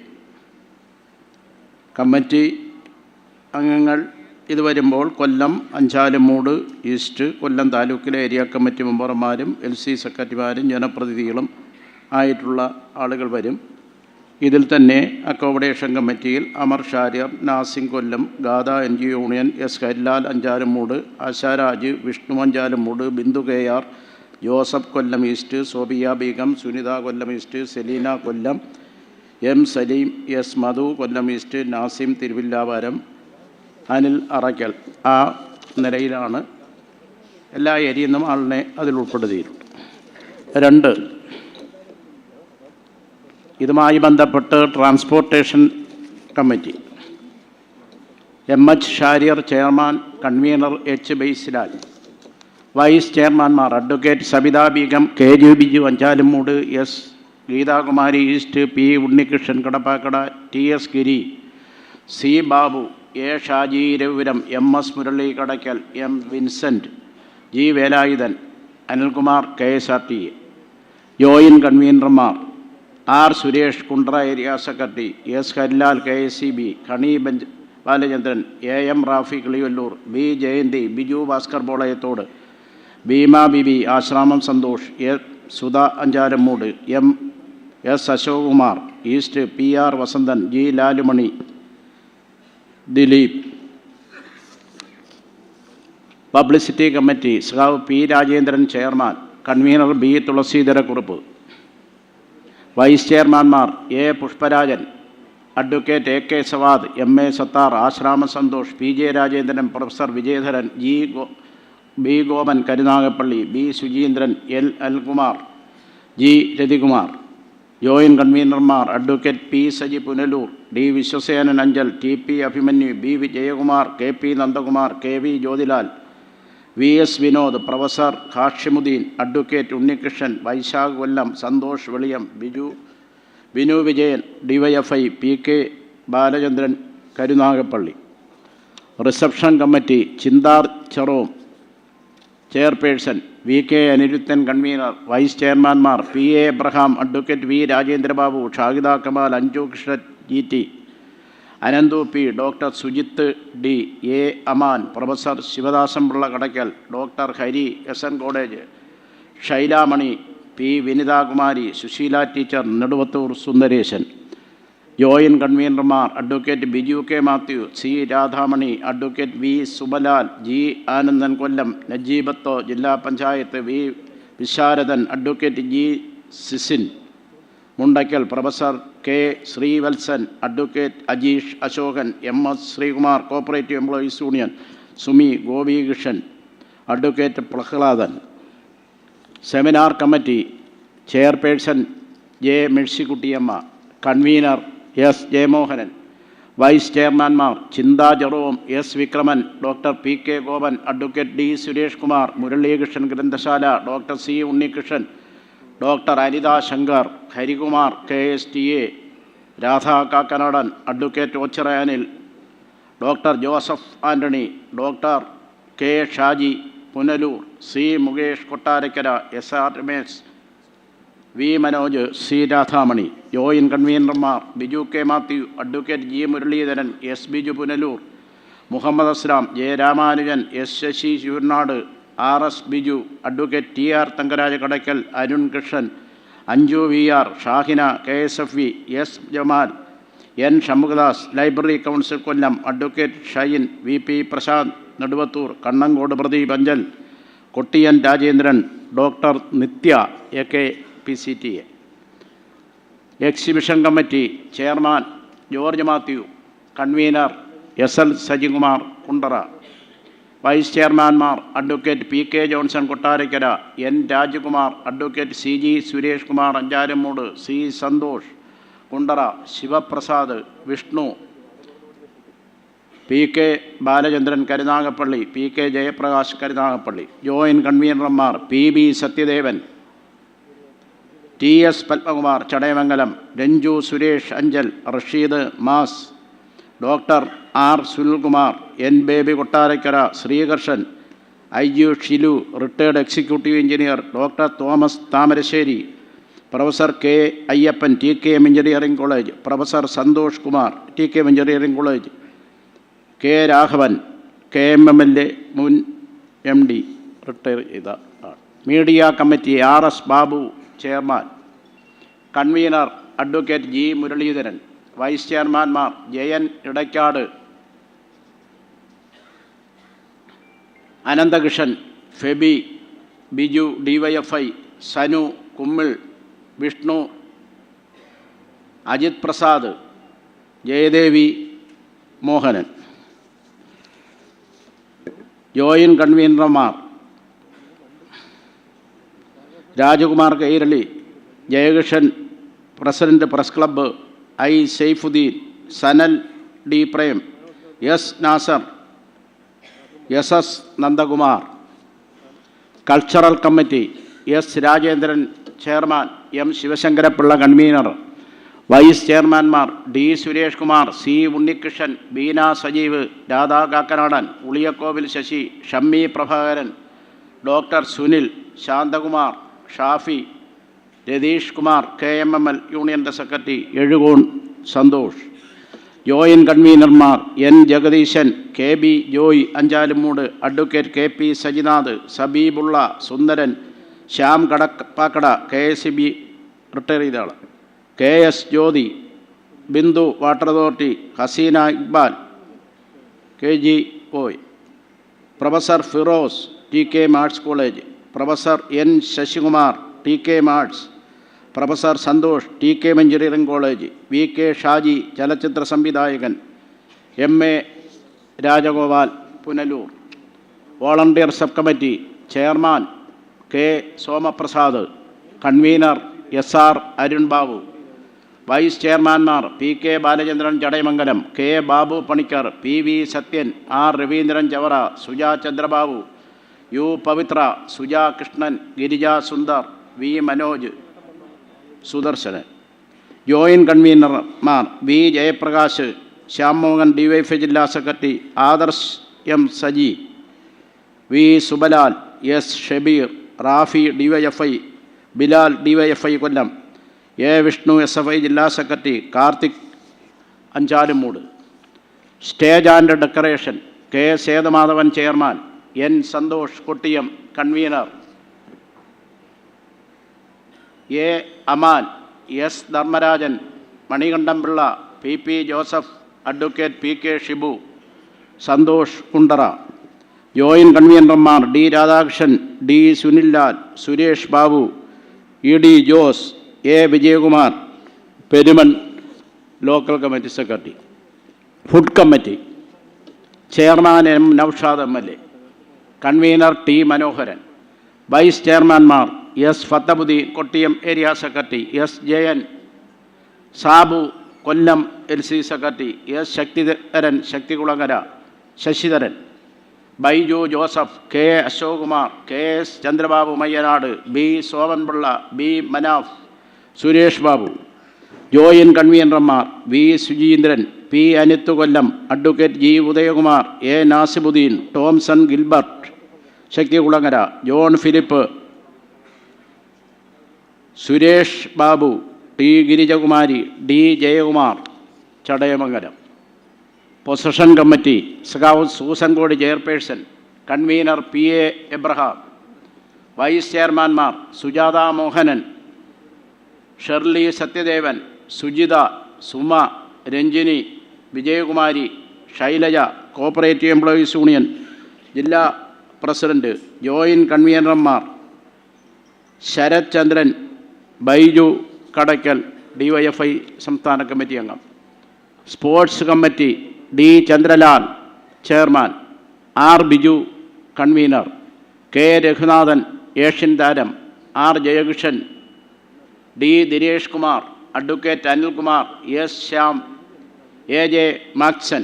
Joint കൺവീനർമാർ N Jayalal Kollam east, Anil Kundara, Gopakumar Kottarakkara, Radhakrishnan Kollam, Jayakumar coach,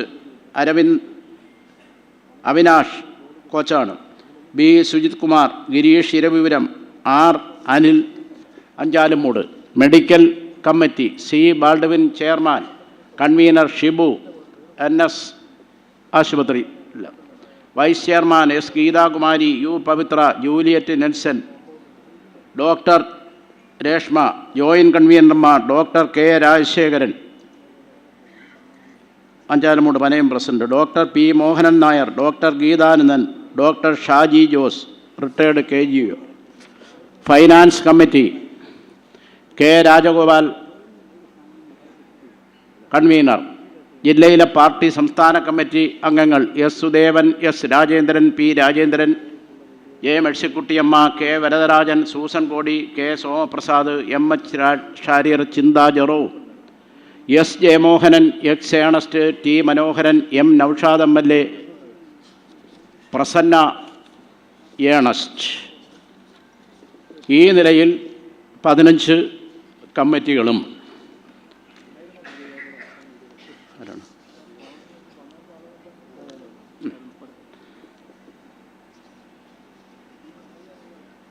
സ്വാഗതസംഘത്തിൻ്റെ രക്ഷാധികാരികളായി സഖാക്കൾ MA baby,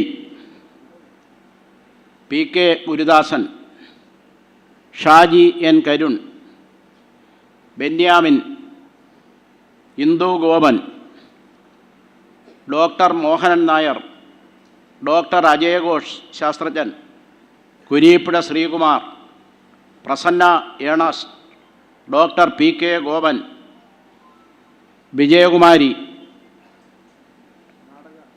നാടക നടി O മാധവൻ്റെ ഭാര്യ, D Chandralal, Dronacharya award ലഭിച്ചിട്ടുള്ള ഇത്രയും പേർ രക്ഷാധികാരികളും. സ്വാഗതസംഘത്തിൻ്റെ ചെയർമാൻ സഖാവ് KN Balagopal, secretary S Sudevan. ജില്ലയിലെ MLAമാരായ M Naushad, C Mukesh, doctor Sujith Vijayampillai. Sub കമ്മിറ്റിയുടെ കൺവീനർമാർ, ചെയർമാൻമാർ, ജില്ലയിലെ സംസ്ഥാന കമ്മിറ്റി അംഗങ്ങൾ, ജില്ലാ കമ്മിറ്റി അംഗങ്ങൾ, ഏരിയ കമ്മിറ്റി സെക്രട്ടറിമാർ, 14 ജില്ലാ പഞ്ചായത്ത് അംഗങ്ങൾ, CPMൻ്റെ ബ്ലോക്ക് പഞ്ചായത്ത് പ്രസിഡന്റുമാർ, കൊട്ടാരക്കര, പുനലൂർ മുനിസിപ്പൽ ചെയർമാൻമാർ, പരവൂർ മുനിസിപ്പൽ വൈസ് ചെയർമാൻ, വർഗ ബഹുജന സംഘടനകളുടെ ജില്ലാ ഭാരവാഹികളടക്കം 101 പേരുള്ള എക്സിക്യൂട്ടീവ്, 1001 പേരുള്ള ജനറൽ കമ്മിറ്റി, 15 സബ് കമ്മിറ്റികൾ, അതിലെ chairman, secretary, joint convener, vice ചെയർമാൻമാർ എന്നിവരുടെ നിർദ്ദേശം സ്വാഗതസംഘ രൂപീകരണ യോഗത്തിൽ അവതരിപ്പിക്കും.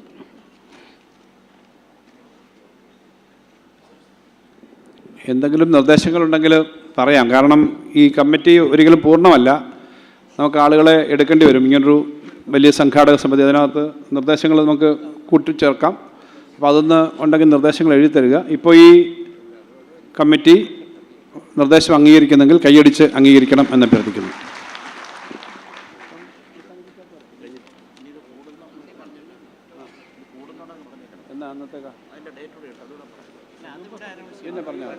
കമ്മിറ്റിയുടെ അറിയിപ്പ് കൂടുന്നത് പത്രത്തിൽ തന്നെ കൊടുത്തിട്ട് അറിയിപ്പ് കൊടുക്കാം. ബാക്കി അറിയിപ്പ് വരും.